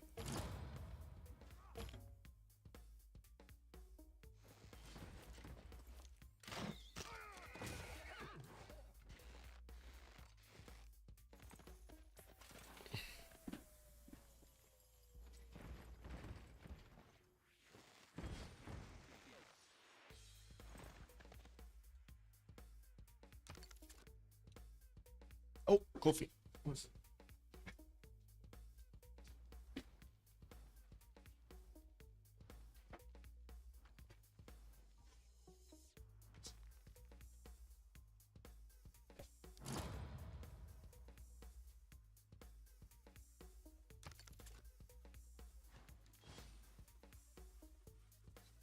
Then 63 and only now we get right now in Egypt. That is Roma's next door neighbor. Yes, I don't know about that, man. The gold per turn over here wasn't really optimized, I gotta say. It wasn't really optimized. But at least he's getting it, right? So he needs to get one in Caesar Augusta. Or wait, did you see Reina established on the western side? No, not yet. But we do have Antium that is allowing these traders to actually get through towards the capital city of Rome. Finally, Ethiopia starting to actually connect his economy with his neighbor over here, Rome. Mikado is barely on 20 gold a turn, and he has already 3 externals through the waters. So that's a lot less gold per turn than we're used to. Looks like he's also moving off from finishing Kilva Kisifani in the city of Addis Ababa and getting quite a few of these campuses and universities going. Okay. I do have to say no military from Daniel yet. He's also trying to pad his numbers of stats here with 130 science and 104 culture. Yeah, we do have him matching, of course, Mikado's 124 and 133. The production, though, is way different. And, of course, the goal pattern is much better on Daniel than it is on Mikado. So one has the production, the other one has the goal pattern. I would say goal pattern, you know, pretty good there. Pretty good. Babylon did manage to establish more cities, 2, 4, 6, 7. Finally, he's starting to also get over 100 science with 112 and 54. So it looks like the Meow for delegation team, even though they suffered a lot on Buris from the initial attack of Scythia, doesn't seem like they did manage to actually slow down Buris enough. So he's not Irel. And second of all, we do have Scythia in a very dangerous position, getting attacked by Vietnam from the south. Which does have a significant amount of strength against his opponents here, not to mention the possibility to start attacking to the city centers with those catapults and take them down quickly. Should I also say, with the support of Vietnam, at least Japan should be able to expand more easily into the void. Between Japan, Vietnam, and Egypt, but Egypt actually should try the same. Also needs to expand more and is very well able to do so, yeah? True. Gold turns in now. JR will eat them. JR will eat them. So Rome. Okay. So basically, you're putting all of your eggs on JR side. Okay. Let's see if JR is gonna eat them. Man, these boychins shooting down everything they can get their eyes on. Coffee's done. My God. Feeling it from now. Feeling it from here.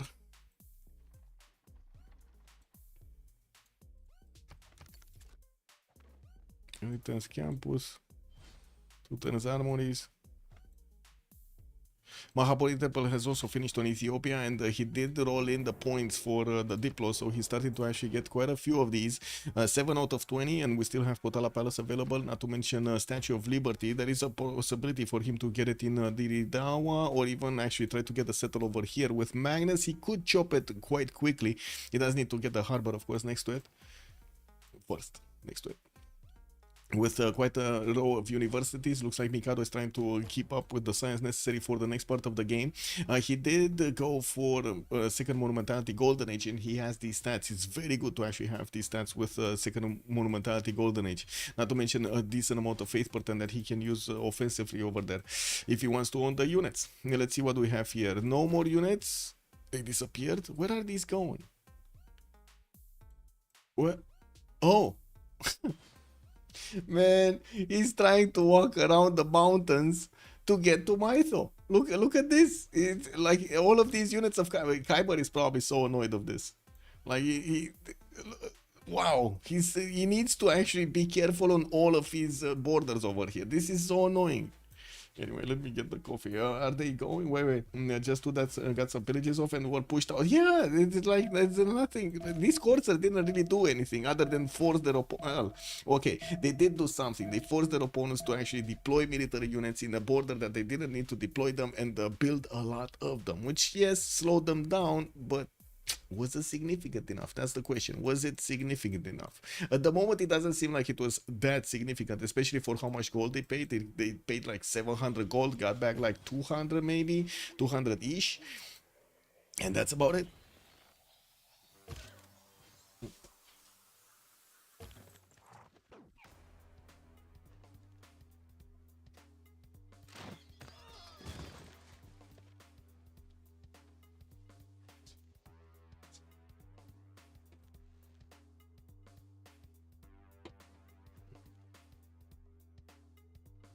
More settlers also coming around from Scythia. Looks like another two from Chertonik and Pokrovka.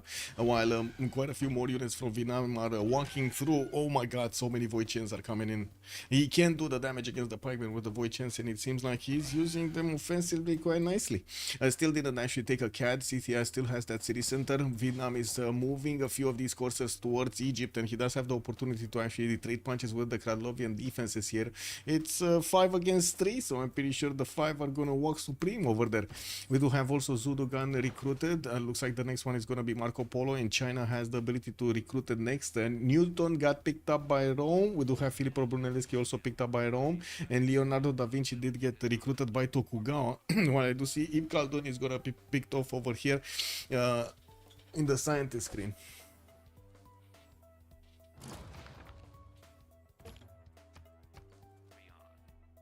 Pingalai Uno, Reina moved over here in the CDFC so he can get those extra gold points going.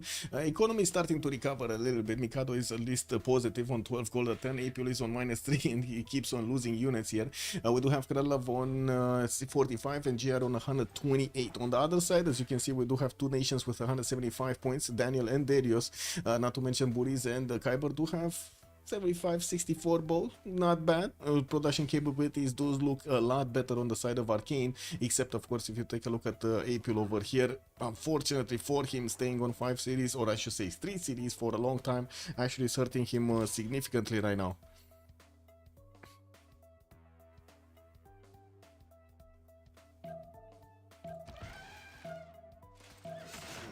Oh man, these Void Chains, man. These Void Chains, man.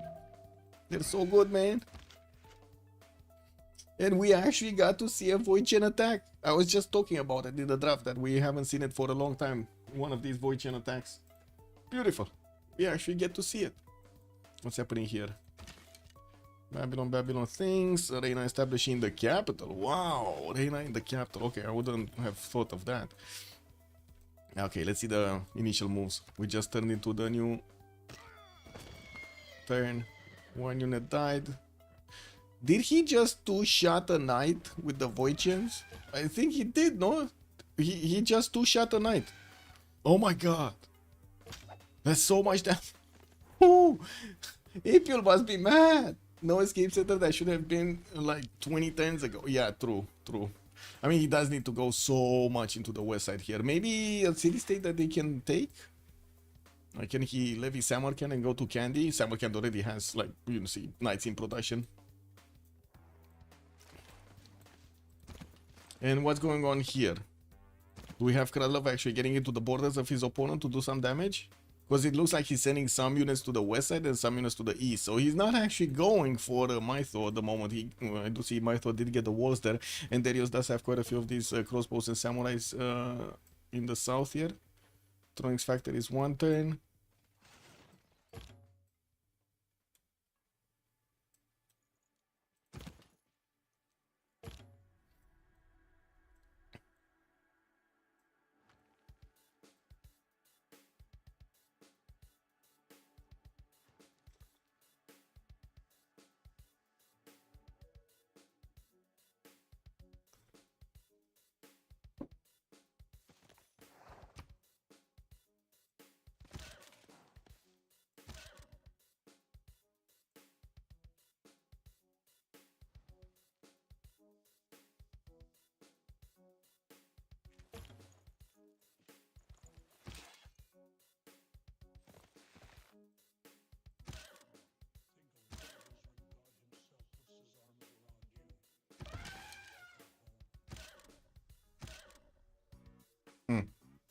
kind of slowed down there.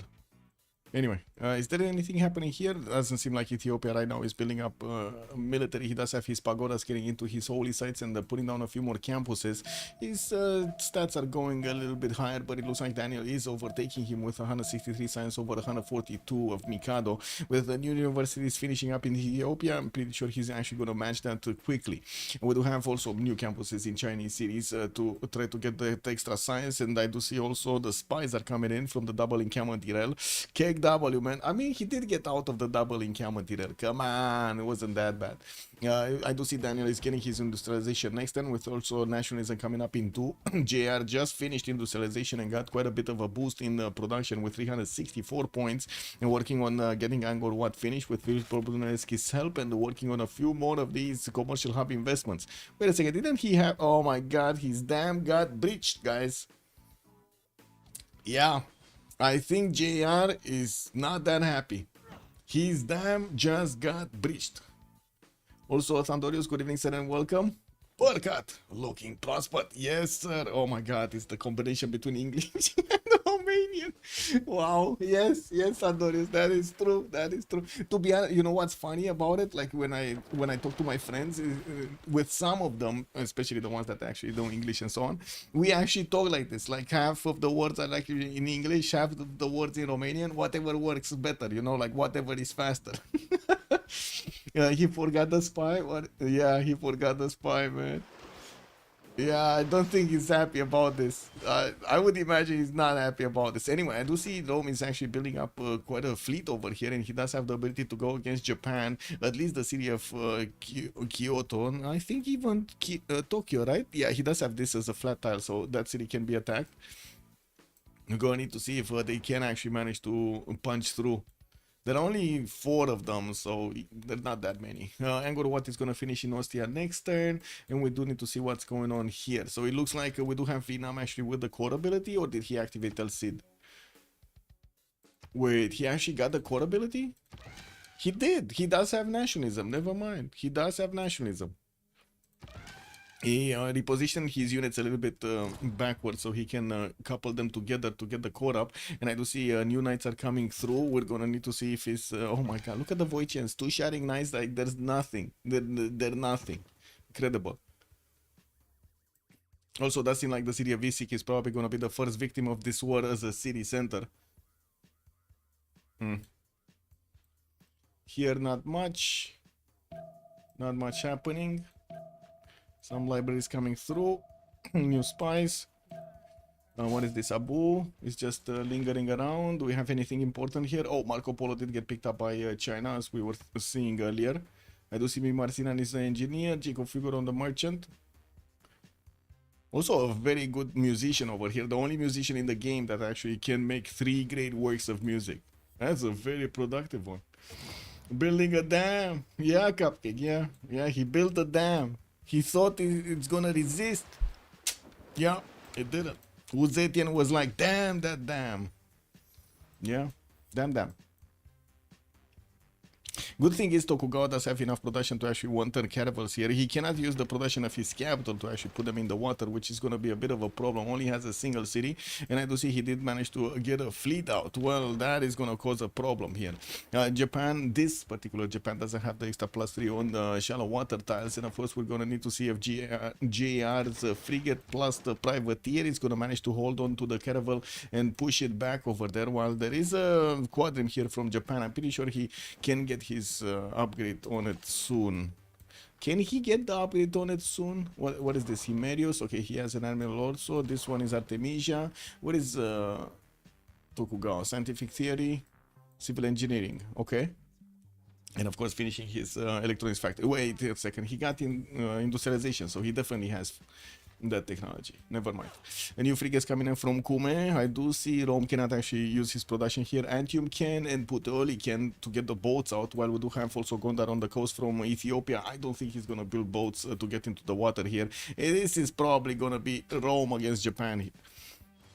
We do have a new military from Egypt starting to get around with quite a few knights. Probably will get deployed into the south. Of course, he did try to get that corsair attack going. It's still somehow ongoing. I have no idea what these corsairs are doing. They're just moving left, right, and center. These look like chickens without heads. Headless chickens, right? Wasn't that an expression in English? I don't know if that's offensive or not, but anyway, I hope it's not. These look like headless chickens, no? They're running around everywhere. No? This is what it feels to me. Same with me for French and English. Yeah, we call it franglais. Franglais, exactly what you call Romanian English mix. I don't know, actually. Roaming. Roaming. Debris, good evening, sir, and welcome. Yeah. If they done circumnavigation, those Egyptians could do a world tour. True. And Meow, thank you so much for the tier 1 sub. Much appreciated, sir. Roaming. Love it, Debris. Love it.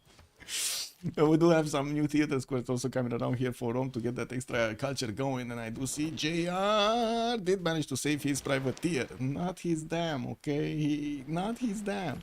We do need to see him also moving forward, and by the looks of it, he cannot trade punches easily with the caravels. He's definitely going to require a few more of these frigates to keep going. With Japan managing to want these caravels, it looks like it's a decent amount of production, and of course the resupply line is going to take a while for Rome to actually get those units through. CWC is going to be taken down next turn. We do have the Voyagers with the available damage to take out these Scythian units, the Corsair and the Knight, that are trying to get around to save the city, while we do have also Vietnam starting to move towards Shertom Lake. Voyagerian cores over here can one-shot men-at-arms, guys. Level 2 Voyagerian core. One-shot men-at-arms, man. This is like sniper round or something. Headshot. Whoa. He just got, I don't know, but in this stage of the game, this is basically the equivalent of getting one of those sniper rifles from, you know, nowadays.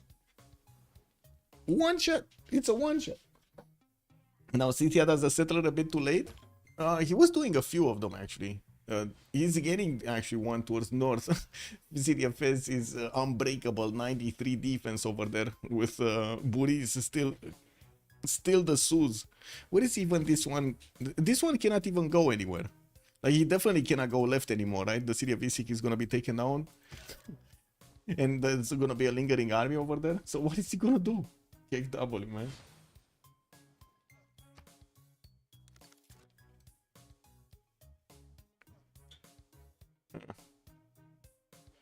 Five turrets for an interagency from Pokrovka. Yeah, it kind of seems like Kyber will get to push this. No? Does everybody feel the same over here? Or there's somebody that thinks CTA is gonna get out of this?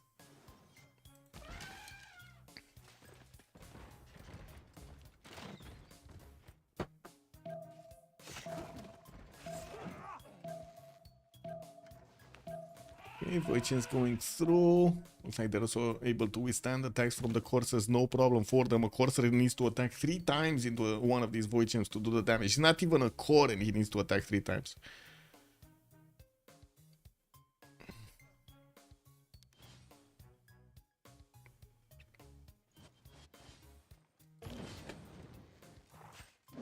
And Isik is the first city being taken away.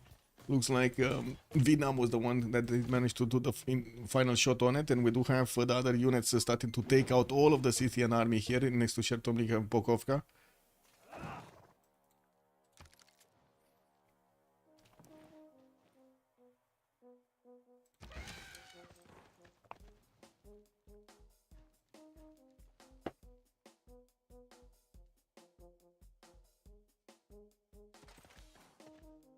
It kind of looks like Scythia ran out of steam here. And where is the army of Babylon? He had so many units on the western side. Oh, moving everything east?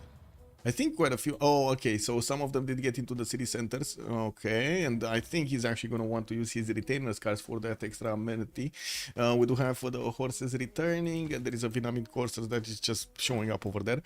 With industrialization, China does seem like he's increasing his factory count and also getting military engineers to start building up the connections between his cities. Not only that, but also his neighborhood cities, so he can actually get a better economy. Shurong did actually get one of these campuses there built. It does seem like there are a few of these great walls, but not that many to actually make, you know, an amazing amount of stats here. But he's getting some, you know, some extra culture, some extra gold through. Japan is still getting attacked, and I do see Rome is lose. Wait a second, lost. How did he lose his privateer? WTF? How did the privateer die here? Well, ironclads are coming through, and I think JR is gonna get pushed back. Yeah, I think JR is gonna be pushed back. Am I the only one thinking that Meow for Delegation has a significant advantage against their opponents right now, with the ability to take out Scythia? One of the good things on Arcane, they do have the Diplo on their side at least. It's not gonna be that easy for their opponents to get the Diplo victory, even though they might actually lose a player here. That Scythia has an escape. I mean, he was sending a few settlers here, but we didn't see him actually getting an escape settler early on, so he could have gotten past the Vietnamese units on the west here. Intelligence Fortress in Pokrovka. Okay, quite a few pikemen coming in. Yeah, this kind of looks like the capital city is going to be taken in the next few turns here. Or I should say Shertomlik, not the capital. The capital is Pokrovka. Like, these units are gonna die first moves. It's a crossbow. This one is getting a promotion. Okay, that's 2 units down. No, 1 unit down. This one actually made it out into the encampment, getting a little bit of safety going. The catapults are starting to rain hell on Shertomlik, and of course dealing the damage against the city center is gonna be... It's gonna take a while. Not that long, but it's gonna take a while. We do have the units also repositioning from Isik back to Shertomlik, and it looks like he's trying to keep that city center, trying to get a monument. Unfortunately, the city is not growing in population, though he's not gonna add more loyalty from the extra population points. In the general screen, we already have the industrial modern ones available for them, and I do see Amina was the last one that got recruited by China, with Jeanne d'Arc available also for Babylon. We do have Gustavus Adolphus here on Vietnam. Zenki also did get recruited by Japan for an extra trade route capacity, not bad. Here. Oh wow, first Oromo came out onto the board here. We got a few trebuchets that might actually go towards Kabul to take that city down by the looks of it. And in the main cities of Ethiopia, we did have the volcano starting to explode and spew lava everywhere, so it got to take down those cities. The improvements, I should say. Japan is lashing out with his ironclad fleets, and one ironclad here is probably going to take out all of the Roman military. This is a problem because Rome already built a canal and he cannot pillage it himself. Also, Kyber is playing with intelligence agency. I think so. Yes, I think so. If I remember correctly. Yeah, it's intelligence agency. General needs to move forward. To be honest, I think it's much faster to take the city and teleport that general to Shertomlik than it is to actually walk it towards the front line, but I guess it is what it is.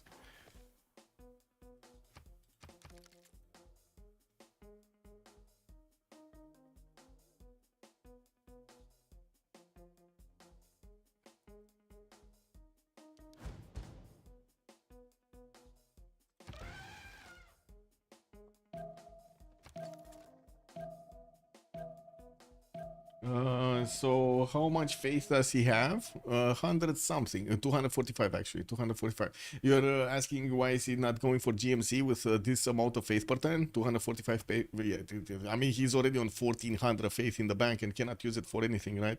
Maybe, I mean, I guess he could use it for picking up great people if he actually wants to. There are some that might be worth. Echo Supreme, good evening, sir, and welcome. Yeah! The proper yeah. Anyway, Shertomlik about to go down here. The walls are getting taken down, and it does seem like City is trying to lash out to counter as much as he possibly can into his opponent's units. But these Voichian cores are way too strong. They're like insanely strong. Oh man, this should have happened like 2 days ago as well. Like, I don't know why we didn't have the Voichian invasion 2 days ago. Look like also Babylon did get to see this settler moving. This is the only safety settler that I've seen actually. Is there another one? No. No. Can I get into Babylon's side? Can I get here? I'm pretty sure he didn't. Yeah, he didn't get to move any on the west. Did he levy something? No, he did not get to levy anything. Maybe in the south? No, no, no, no. He doesn't have any single levy. And man, these courses came back to Auckland for some reason. Where are the other courses? They're going to Cinguetti. Wow, they're just pillaging whatever they can in the tundra. They're pillaging in the tundra. Anyway, Gondar from Ethiopia is trying to get the Statue of Liberty. Magnus is already plugged in and he's getting those builders out. I do have to say there's only one more turn until the switch of the era. JR did secure his golden age. Mikado secured his golden age. Yes, he did. Kyber is still not getting his golden age. He's 6 points off. Daniel is going dark age. Boris is going dark age. And Darius did manage to secure very nicely his golden age over there. 128 points.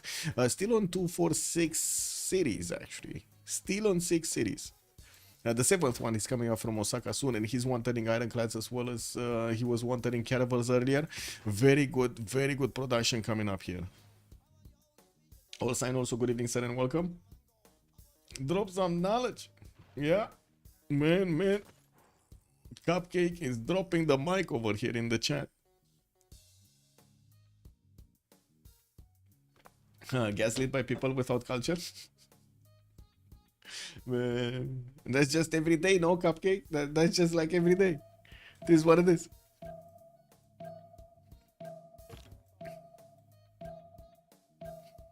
Ooh, Krudlov is actually trying to get an attack going on the east. He might actually want to... Wait, what? He wants to save Apiol? Oh my god, he actually wants to save Apiol. Check this out, we got Cuirassiers on the way from Apo to the east. He's getting to hard build quite a few of them. And he has a military engineer building up the pathways. He's trying to save Scythia. I mean, don't get me wrong, quite a few, if he does manage to actually get his units here strong enough and does manage to actually take back the cities that Vietnam is taking from Scythia, he's going to get a lot of those Diplo points. And that's going to be important. Wait, where is this in Camon from? Oh, never mind. That's from Pokrovka. It's fine. So another city has been taken down. Doesn't seem like we're going to have April here with the ability to counter this.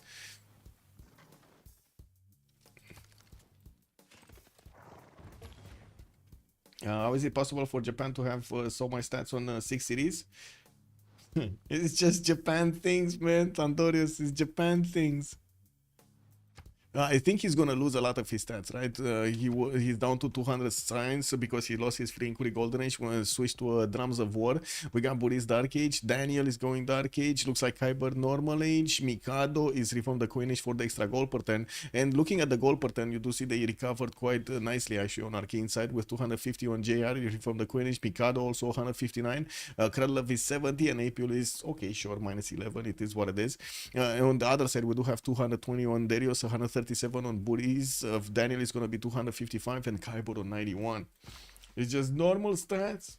Normal stats. Yeah, on Tokugawa things, man. Tokugawa things. Unbelievable. These courses are still somehow alive. Yeah, this is what it is.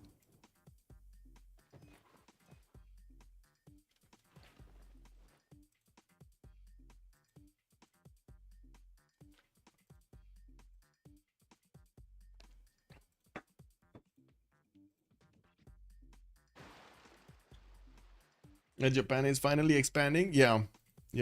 At least one city moving towards the northwest. That's it. Oh, 2 cities. He actually has 2 settlers. Oh my god, 2 settlers out, man. He's gonna go 8 cities. Whoa. Anyway, we're gonna have in like 10 seconds a pause here for the Congress to go through, and we're gonna see how the war is gonna end here. I think we know how the war is gonna end between Vietnam and their opponents.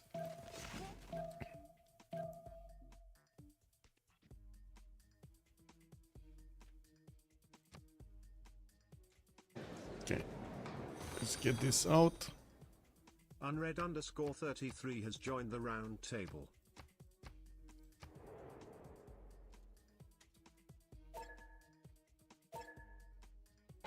Okay, be right back. 2 minutes. Hey, thank you so much for the follow, Unread33. Much appreciated, sir. 2 minutes, pause.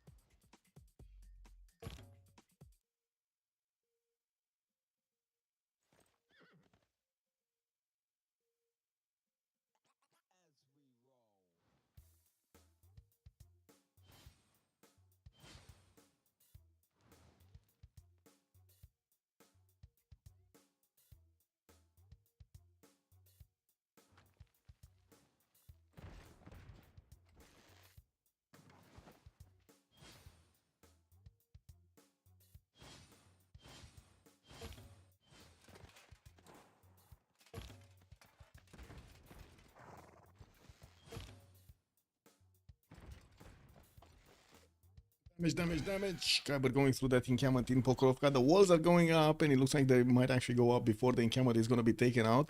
Is there enough movement and or damage? Kyber's Knight doesn't have movement. This one, yeah, there we go. So the encampment did go down. The walls are just going to activate in the city of Pokrovka, and that's going to be it. 6 cities new meta, yeah. Yeah, 6 cities new meta on Japan here. Well, it's gonna go 8. We do have Casa de Constatación also coming around from Kyoto, from Tokyo, but it doesn't look like he's actually gonna get that many more yields. And I do see Darius is gonna go and take a few cities away from Rome. We do have Rome immediately putting a production into the caravels, and we're going to see him try to get his own ironclads. Looks like he's getting his team power in 210, so he will have a defense. Okay, it's fine, guys, it's fine. We're gonna see if Darius's ironclads are gonna trade the punch as well against the ironclads of Rome, of course. Not right now. More units coming in from Vietnam. We do have also aerodromes starting to get placed down from China, so he's gonna start to get an air force up. We do have also industrial zones coming in from his initial city center. It took a while for this actually to get built. He already has a factory in another city with a coal power plant, so he's getting the production of GCC from that at least. Martina did get picked up. Military academy is coming in also for Ethiopia here. Ethiopia does have 180 science, 165 culture, next to Daniel's 264 and 102. That is a bit of a problem over here. It looks like the science is going to be a lot better on Daniel for the next part of the game. Of course, we're going to need to see if the culture advantage on Mikado is going to actually do something. I kind of doubt it, but I guess it is what it is. Pazirik, oh wow, this settler is still going to the north. What did we have in the Congress? Cocoa tiles granting more amenities. That's going to be good on Trajan. Trajan also getting the 20% faster population growth, and Menelik the second lost the 2 Diplo points, slowing him down from actually getting Diplo victory. We do have the Statue of Liberty getting out from Gondar in 6 times by the looks of it. Banks coming through. Maybe chariots.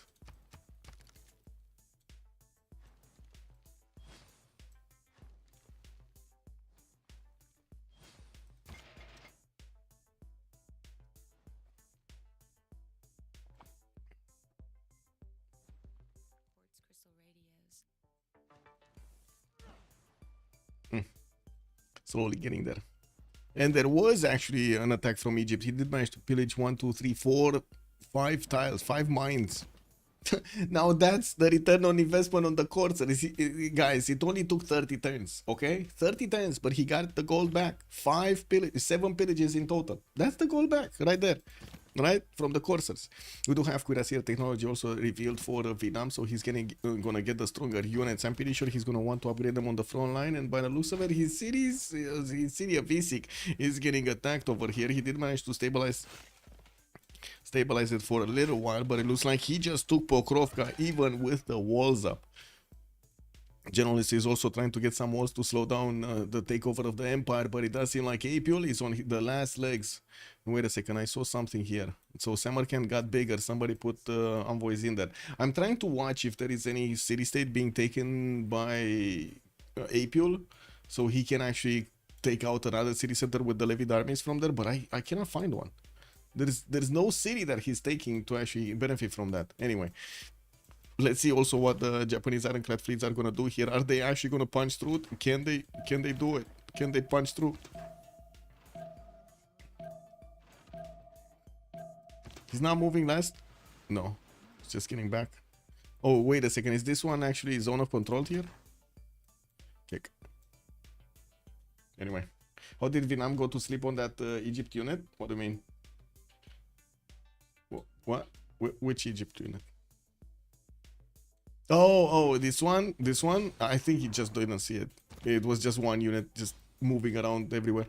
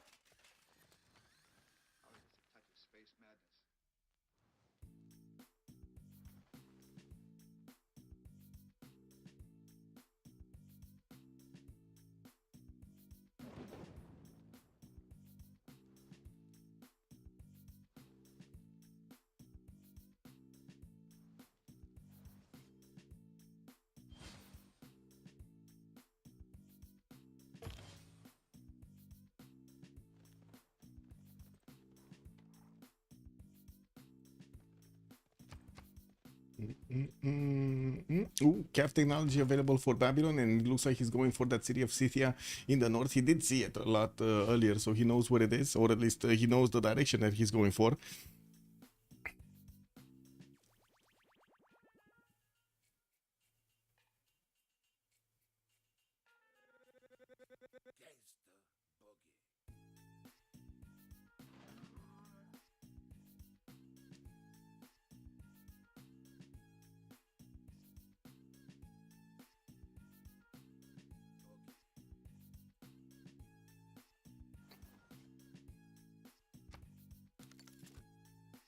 Portents for statue to come out from Gondar. I still don't believe actually Diplo's gonna get through, but we'll see.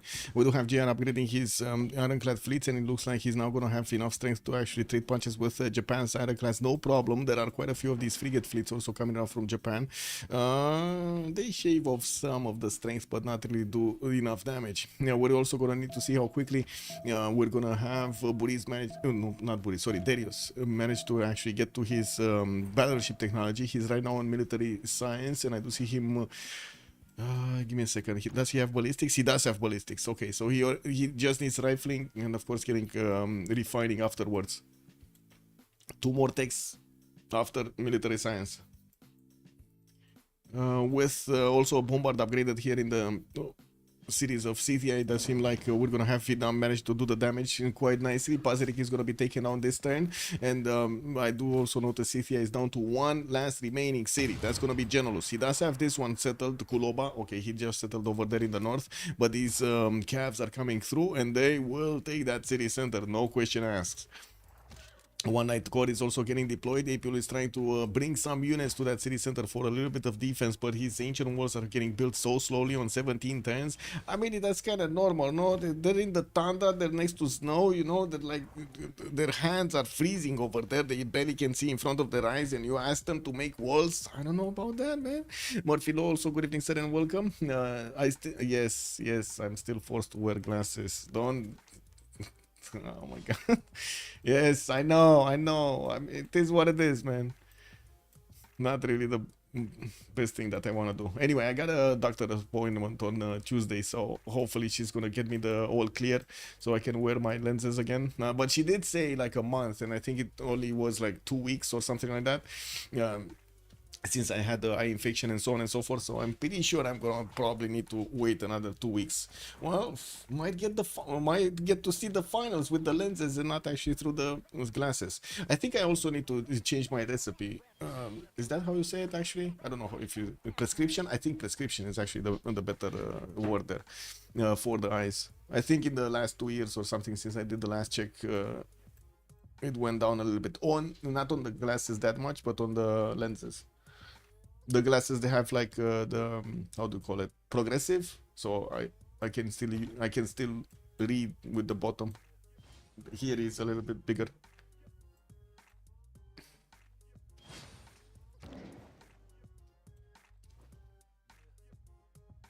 Oh man, he didn't rebuild the dam.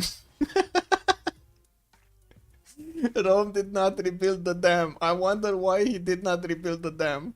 China already has 2 level 3 spies in the cities of JR, just wreaking havoc over here on his production capabilities, destroying these as quickly as possible.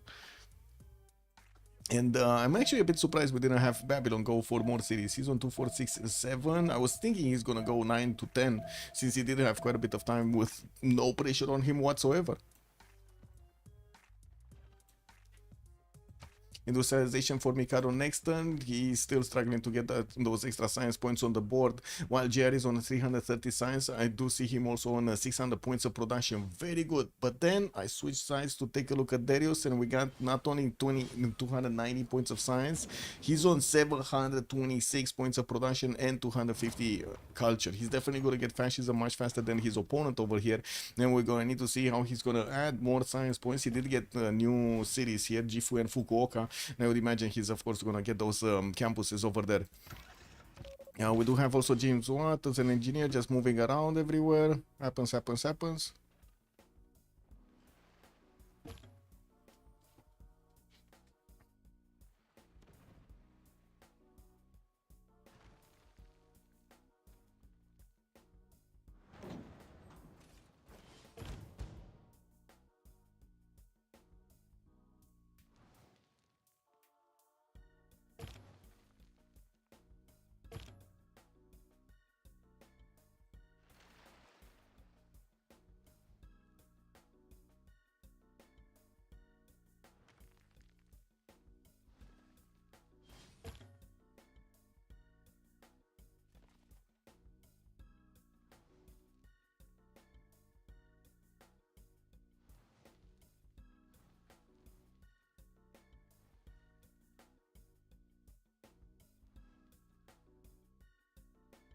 Will lose military alliance? That's a good question. We don't know yet, actually.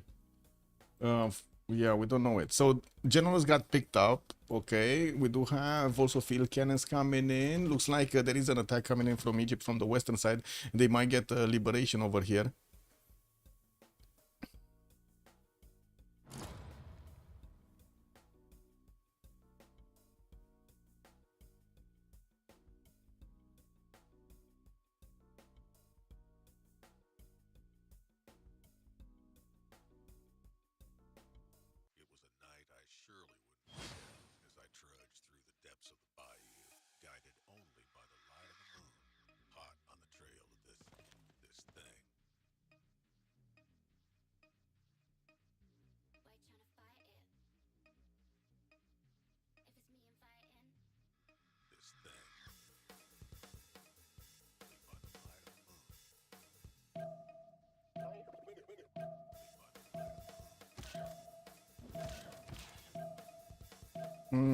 Cavs. Oh yeah, there we go. Babylon and Cavs coming in to save the day.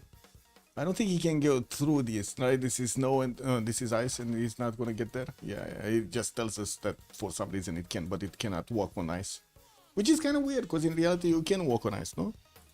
I guess a little bit hard to actually walk when you have a lot of stuff in between.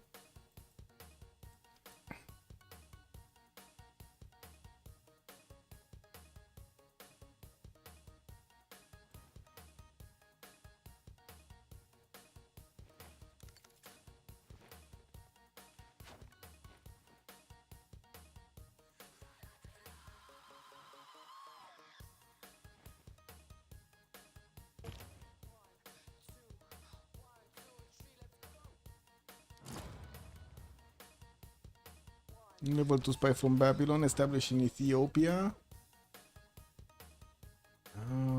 Kyber successfully doing the CC transitioning, or no, he's gonna keep up the pressure. So it looks like the next target is actually gonna be Egypt.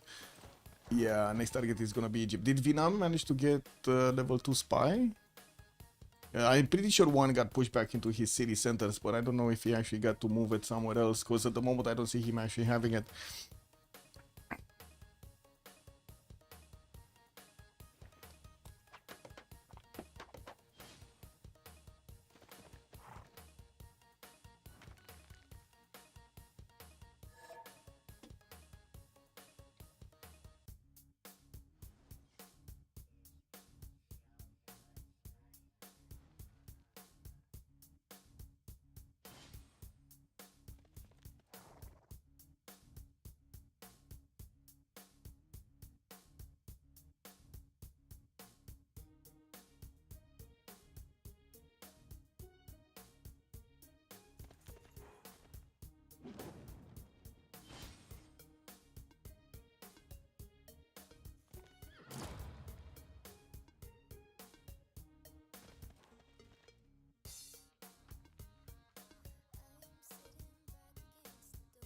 A second. There we go.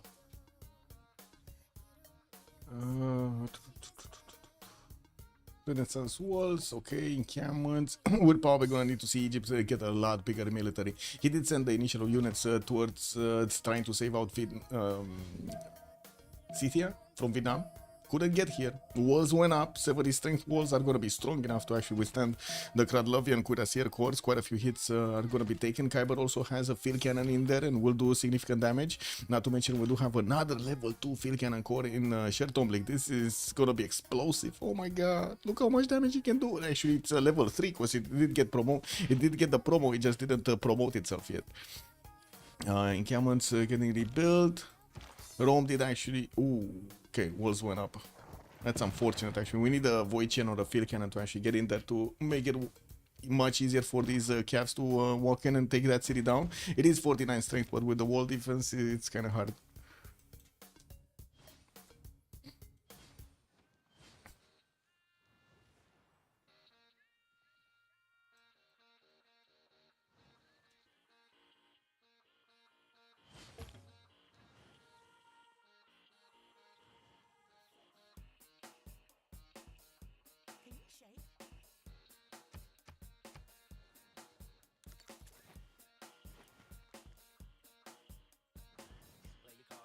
Okay, cuirassiers. Also, university coming out from Edfu.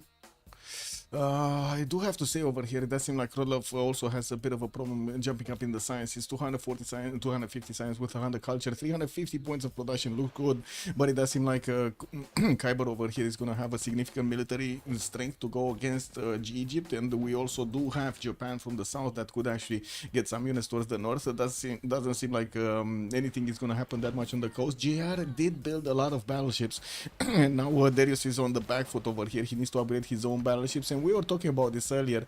Looks like Darius is now getting rifling, so he still needs that one technology in refining so he can actually upgrade these. While in the meantime, he's turning frigate fleets from his territory. I do see him also building up the Oxford University in Takamatsu for that extra science and of course the extra text. While we do have Potala Palace getting built in Sendai, let's see if it's getting built here, because we did have actually Ethiopia managing to get quite a few of those diplo points. We do have factories coming in, military academy Zadva, and yeah, there we go, Potala Palace in Mekele. It's 16 turns. I don't think this is gonna finish, even with a chop. Maybe if you would have had an engineer or something, it would have helped him out quite a bit here.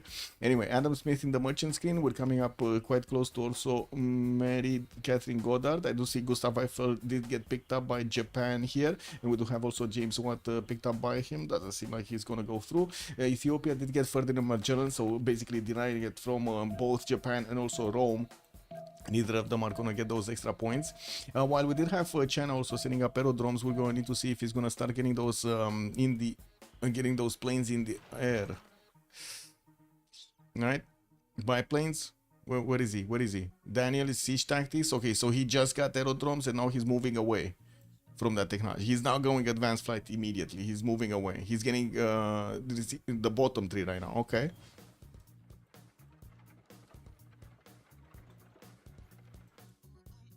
Okay, nothing's happening here. Looks like Cuirassier got taken out. Cuirassier got traded away. Cav Core got upgraded. CWC is still alive. The level 2 these field cannon cores are gonna push back the Cuirassiers. They're just gonna die on that one city. There is also the army of Babylon that is starting to get into the borders of Kuloba. He's gonna start to get the damage done next turn, and from what I do notice, we do have a bombard actually starting to move from Khyber. It's gonna take a while to get there. Wait, is this a correct general? Yeah, this is a correct general, so he has 3 movements. So 1, 2, 3 and 4 to actually attack. Okay, he needs a few more turns to actually get there to the north, so they can totally take out Apul. With one less military alliance, it's going to be much easier to attack into one of their allies. We don't know exactly which one of their allies are going to lose their military alliance, and in the meantime, Khyber is starting to get a bigger military. We will probably see him try to get to tanks by the time he actually goes to Egypt, and this is going to be the open question. Krylov is going for his combustion as well, so he's going to have tanks much faster than Khyber will have tanks, since Khyber is barely getting his refining, and we do have Krylov managing to get to combustion in 3 turns much faster. Still hard building a few of these cuirassiers, which are basically pre-built for those tanks. He doesn't have that many encampments, so he cannot build corps or armies for that matter. Do we have actually? Not yet. A mobilization coming up in 3 turns here for Khyber, while we do have him in the Thuns getting armories. He didn't get his military academies. Yeah, he doesn't have his military academies anywhere. Actually, he doesn't have barracks in quite a few of these Thuns or armories. He only has in a few of them. Okay, China. We got some more knights coming through. Okay, so we got China actually starting to build up a military. And it looks like also Ethiopia starting to actually get some defenses in Adva and Jima over here with the coal power plants in that city center in Addis Ababa. Military academies coming through. Ethiopia does have 3 of these encampments from what I do see. Usually you do need around 4. That's the magical number, 4 at least. While his military academies are going to get in, he's going to start getting some oil per turn. We do have him going for rifling, so I would imagine combustion is not going to be that far off. There is a level 2 spy from Babylon, but still no spy from China. China only has a level 0 spy in the city of Dawa and 1 in Sodo. I guess these guys are new. Yeah, these are new spies, guys. These guys are new. Apple is second day in full pain and suffering. Yes, I mean, man, I think actually every game Every game this is happening. And you see also JR saying fun game. Did he get his dam destroyed again? Oh no, he got his industrialization fully taken out. The wall engineer is crazy. Yeah, true. Um, you can't finish what is broken. True, very true. The dam is just saying, oh, and again, the Chinese spy is just getting to work on another one of these industrial zones. No, that's quite easy. That sounds really easy. And we do have him building up quite a fleet over here, but with one tile chokes and so on, it doesn't seem like he's actually punching through. We do have also Dario starting to upgrade his own battleships, and he did manage to get a lot of them very quickly. Look at that, man. Now he will have the strength to counterattack into Rome's ironclad fleets and take them down. Not to mention also trade punches with the battleships.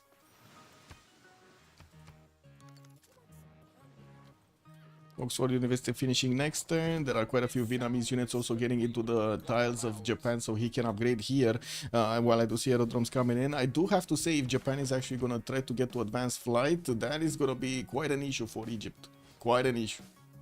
Bombers plus units from plus tanks from Vietnam might just overwhelm Egyptian defenses. Anyway, very few units in ESIC. We do have James of St. George getting that wall up, the 150 strength. Mont Saint Michel getting built in Pacific. That's 33 turns, man.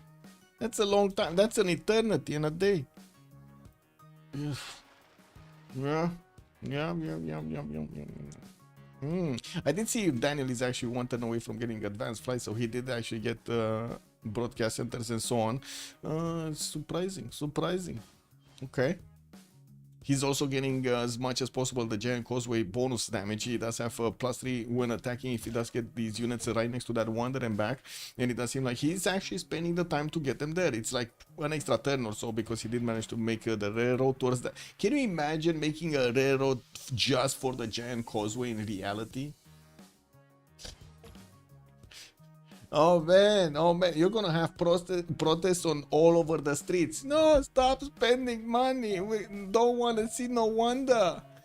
No, this is how it goes in reality. No, you get like some people are just gonna want to get out on the street and say, no, we don't want that. We don't want that. Protest.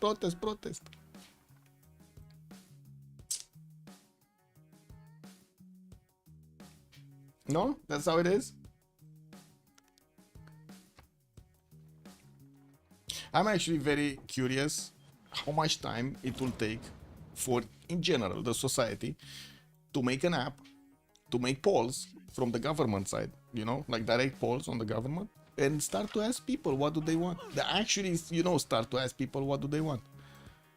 Because it's clear political, how do you call it, elections are really not what we want, no?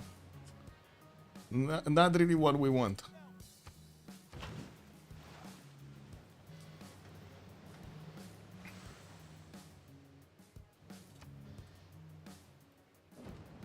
Okay, a bit of fighting over here. Level 4 battleship, WTF. How did this get a level 4? Okay. Well, it kind of seems like Rome's fleet got built and got dragged down. And these battleships are just gonna start raining down their shells on the Roman units. That actually makes me think about a movie over here. What was it? Battleship, I believe it was called. Did you guys see the movie Battleship?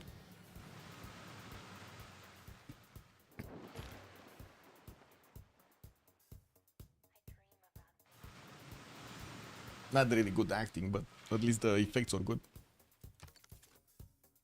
Actually, the acting was terrible. Anyway, first fighters coming around from China. 1-2 that I can see, and he's sending some of his units on the front line so he can help out the military engineer, escort him to safety over here to build the pathways towards Ethiopia.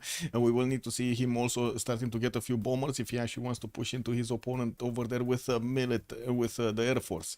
I do also notice we do have a lot of units from Vietnam getting caught up over here and being sent towards the cities of Japan, making it much easier to actually send the military towards Egypt from upgraded from the cities of Japan here. Japan getting also radio. We do have Kradlov getting his combustion next turn, and he has most of his units actually deployed in the city of Apu here. 1, 2, 3 tanks. That's it. 3 tank cores, 4 tank cores.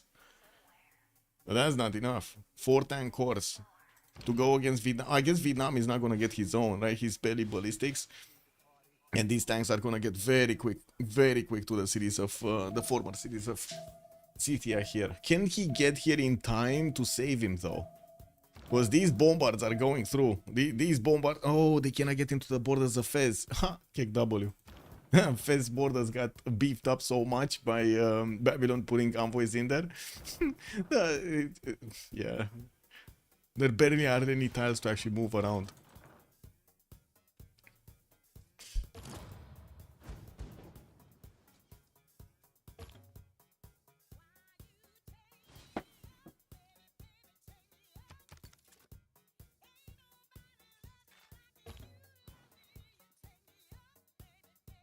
Campus research. Is there Einstein coming up?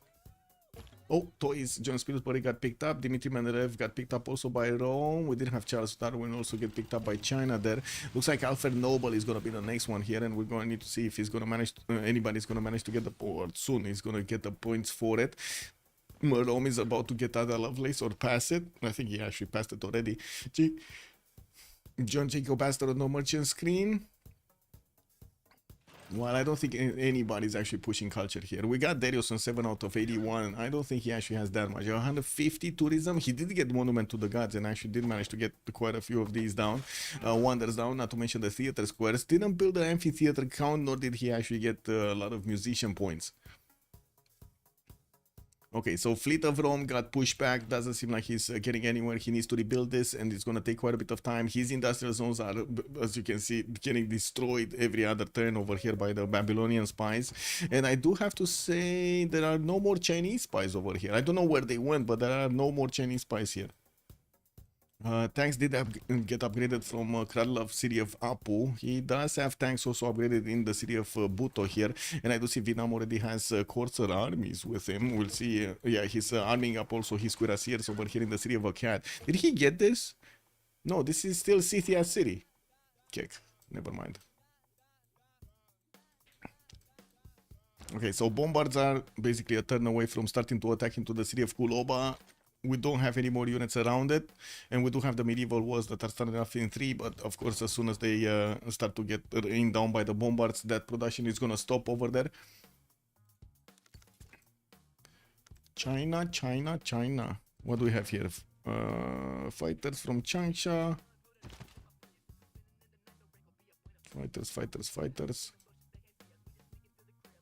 Cuirassier calls also from the capital city, and yeah, it looks like he did finish actually that railroad towards the south. I would imagine it's gonna be quick to actually get going there. Did he just buy out of... he bought out a... Wait, he has a... What? It says it's a fighter, but it looks like a bomber.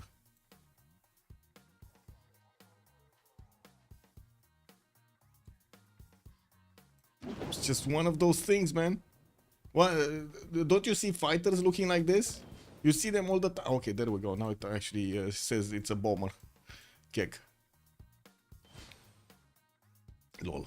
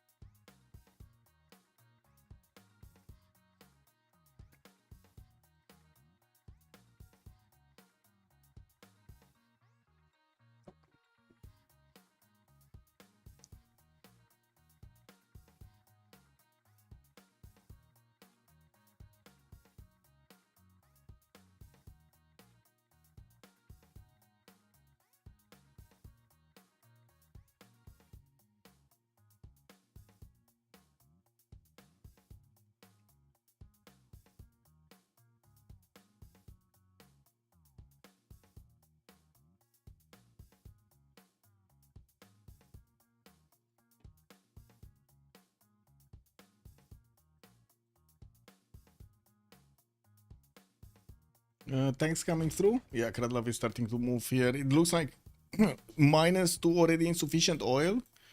Wait a second. 1, 2, 3, 4 encampments. He doesn't have the military academies, does he? In some of them. Let me see. Where is he? Cleopatra 9 oil. Okay, he has some oil. He should be fine. I don't know how much he's making per turn, but he should be fine for a little while. Oh yeah, there we go. He has some oil in the water also to get upgraded there. It's just a matter of time until he's getting some more.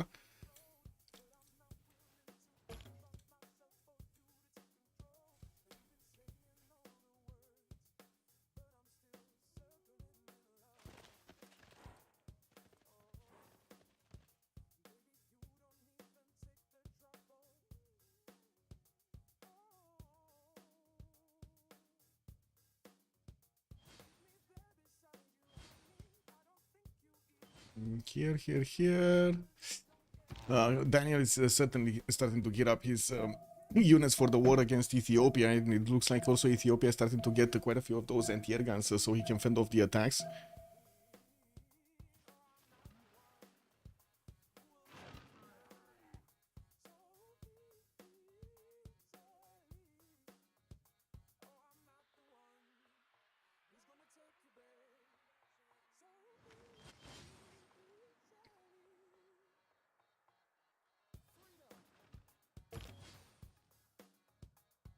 Okay, another plane. That's biplane. That's a fighter. No, yeah, fighters. Anti-air guns are already activated in Adwa, and by the looks of it, of course, those planes are still trying to attack into the Ethiopian units to slow and to not allow that many pre-builds to get into tanks here. Yeah, we do have chemistry on JR next turn, and I don't see chemistry anywhere on the Meow team yet. I don't think actually Darius did get chemistry, but I do want to double check if he does have. I don't think he had the time. No, he doesn't have labs. Buri's combustion in 2 turns, while we do have also Mikado getting combustion on Ethiopia in 2 turns here. Looks like Daniel still needs to get his refining and also steel walls and then combustion, so he's not that close, but with the bombers he's gonna start to actually get some damage done over his opponent's cities here, slowly but surely.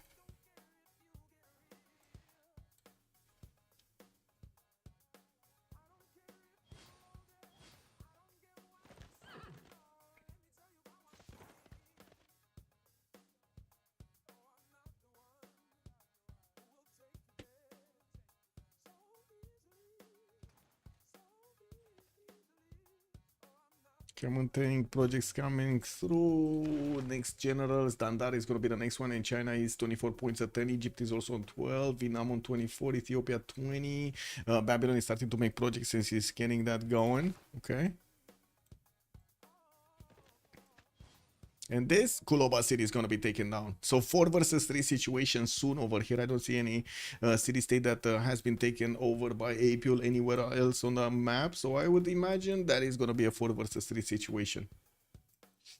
And the question is, chat, what do you think? Are they going to want to keep on going after they're going to lose a player here? Or this is going to end at the 4 versus 3 situation, because it's not like they have that big of an advantage over their opponents. Actually, production, Darius much better, science much better, culture much better. We do have Daniel also better science than his neighbor over here, but not that much culture. And I do have to say Mikado does have a lot more production with 500 faith over there to put into his units. That is going to be good. But is it a good enough, I would say a good enough stats? Does he have good enough stats to actually hold on Babylon and at the same time China? I don't know. Can he pull off a... Yeah, that's the question. Can they pull off a win? I don't think so. It's very hard. Very hard. Let's see if they consider they can. They have the experience. They have a lot of experience playing, no?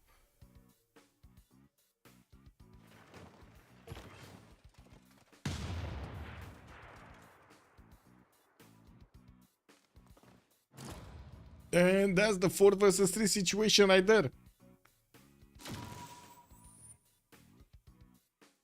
There we go. That's the last city being taken out, deleted from the game. No, he's actually going to be kept by Buriz over there in the corner.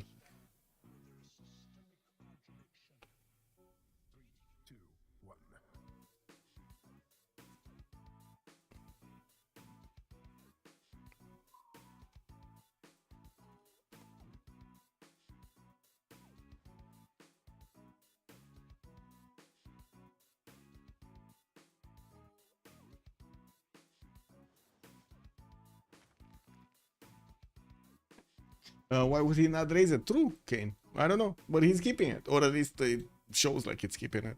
It's not like he actually has. Maybe the Amber is gonna be an extra amenity. I don't think he has Amber, no. Yeah, he doesn't have Amber. One amenity. And that's a GG right there. Game 3. Though its face One. may change throughout One. the ages. MFD pulls off the victory, stays in the upper bracket. History We're gonna is need to see written how from Arcane the are gonna hand of finish. the victor. There are other games in the lower bracket, and who are they gonna go against? We didn't have all of the series finished, and of course we don't know the scores. It might take a few more days, and we're sorry By about your that. actions this day, There is, I guess, the experiment of having all of the You teams ensure from the group stage entering into the playoffs. So there are quite a few more matches, more games. The writing was on the wall early game that they did require an escape. Really required an escape. Let me actually get into a post game channel over here and wait for them. There we go.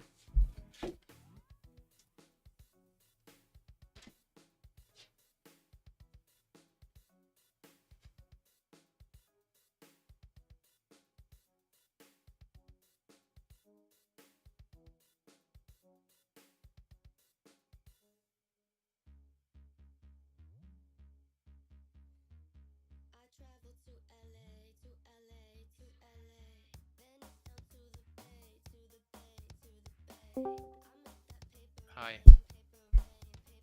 Kinda peaceful, Daniel. I don't know what happened. I mean, I should not have opened encampments. That was just a bad team call. They said to open encampments, but I kind of felt like it's not good. And I gotta say, My whole game was weird because I opened 2 encampments for no reason. It's like, yeah, I'm but like you did like keep simming up. with my hands tied behind my back, like, you know, it's like so dumb. GG. Come on, it's not that bad. You get some extra production over there mean, from it them is anyway, right? Discounts Come anyway. on, Michael, come on, it's terrible. It's fucking terrible. But how did you not get Babylon's general at the beginning? I was thinking somebody's gonna get Babylon's general, but somehow he managed to actually get it. It was perfect. Like Apiol snatched that campus, pillaged the campus, and then he got pushed back on the encampment. Babylon couldn't build the encampment anymore, and then everybody was making projects. But then you guys stopped, and Babylon got a project. I don't know what happened. There was call on Mikado to have 1 and 2 on Apple. Yeah. I don't think they call. You told about the last one, or he got Vietnam got 1 and Babylon got 1. Yeah. Okay. I don't know, Yeah, maybe kept him alive bullshit over there. or shit like that. But Apple was projecting for that, I think. It's JR coming, man. The The dams, man, the dam. And the industrial zone. It I was have insane. anti-dam promo, I have anti-industrial promos. Nothing is safe, man. Nothing is safe. It's so stupid, actually. But it's funny. It's funny. Okay, Yeah. making dams against who is like Yeah, next it is level. kinda crazy. You're asking for it, basically. Yeah. Dude, I thought Mikado would go crazy on me over there, you know. I At some mean, point I had like 20 military. yeah, but I mean, you have +6. Yeah, I was thinking, do I make second monumentality or do I just go for chapel and spam unit? I think that was better. Just Yeah, fighting us, obviously. because we were allowed to set up like the traders and everything. Like maybe I'm Irel with the double encampment opener, but we can still make traders and stuff, you know. So But the problem is in mid game I need to make trader 2, or if not we are just too easy. If I make unit, we have zero gold, so we are fucked for later. So yeah, that's pretty much it, really. like I never grown in stat because I slam up in every city and I don't have that much production, so and I cannot buy tile to accelerate to chop, so Yeah. But I think was fit the world game probably. I don't know. What are you? I didn't check. I don't it's the think it's- RC game. I don't think it's ever core on Ethiopia, to be honest. Yeah, but I was thinking I have no info of Daniel, and I was thinking he was more close. Well, you know, my team told me that I have someone there, and then I met the water. You know. Okay, you had Ethiopia. He was just behind water. across yeah, coast. you know what my team said. You know, you will kill Kabul eventually. And I'm like, Yeah. guys, are you crazy? But you I absolutely mean, lied. Addis Ababa is very close to be honest. Just water fucks everything. Oh, just not close, yeah. I mean, close in I mean, theory. It's also one of the baddest to have next to me, right? Defender, so it's fine. I mean, We really thought that Buris is dead, by the way. Cause like he was like I mean, greeting. He was I almost. wasn't greeting. I made builder to improve logs to chop my shit, but I didn't set up shift enter on my builder, and we didn't buy me unit early. I don't know why we bought scout for you, Daniel. I have no idea. But What? That scout was insane. You Was literally said I will send it to Tundra. Like And Yeah. What do you mean? I It's will buy here. scout. I can The scout scout Tundra. is the scout is right here, giving +3. What do you want? Man, It's right The here. least impactful scout buy ever. Yeah, the scout found Wow. Giant's The more Causeway. impact was by losing 60 gold, you know, compared to anything. I mean, Daniel was playing a bit of Yeah. FFA. He was hunting down all of the huts in the tundra. What do you mean? Daniel, Yeah, do you have Giant's Causeway in your units? yeah, I do actually. I do. Crazy. I'm coding up, arming up, man. I'm ready. This is a full-on fucking fuckery here. This guy is a gunner. But it's also, you know, fighting somebody who doesn't have gold kind of stinks. Right, Mikado? Wait, Mikado, your pagodas, what? Yes. That's how you have CS. Yeah, I mean, my plan in early was to make Killua, but Darius lobby me the engineer. Because if I have Killua with Pagoda, I make tons of face and stuff for my Yep. mid game. I'm collecting faith for the next game. Anyway, I'll see you guys later in Yep. scrims this week. GG, well played. Have a good evening. GG everyone. I just had a question for Darius. Why did you do a double complex at the very beginning? Diamond. I mean, I like the discount, and it also gives food to internal. Okay. Because I Last can year tell by you that Perseverance. everyone in my chat was very surprised by it. But yeah, nice one. It's Nice not one. Darius I is have very, extra stats, so like. Darius is very special, let's say. Daniel, What's up? before you leave, do you trade well with your fucking plane? Yeah, yeah. I will have tank, but I was a bit surprised, you know. Oh, there we go. Have a good evening, everybody. We're going to need to see if there's going to be games tomorrow, the day after tomorrow, and so on. And we do need to see how things are going to shape up in the second stage of the playoffs.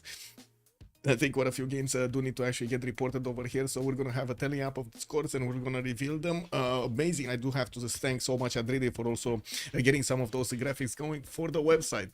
Do check the news out over here on Discord, and I'm going to get to update also the website probably tomorrow with whatever we're going to have new. Have a great evening, everybody. Thank you so much for the subs, much appreciated for the follows, and let's see each other in the next streams. Bye, bye, bye. Oh, don't forget to like and subscribe on YouTube. Bye bye.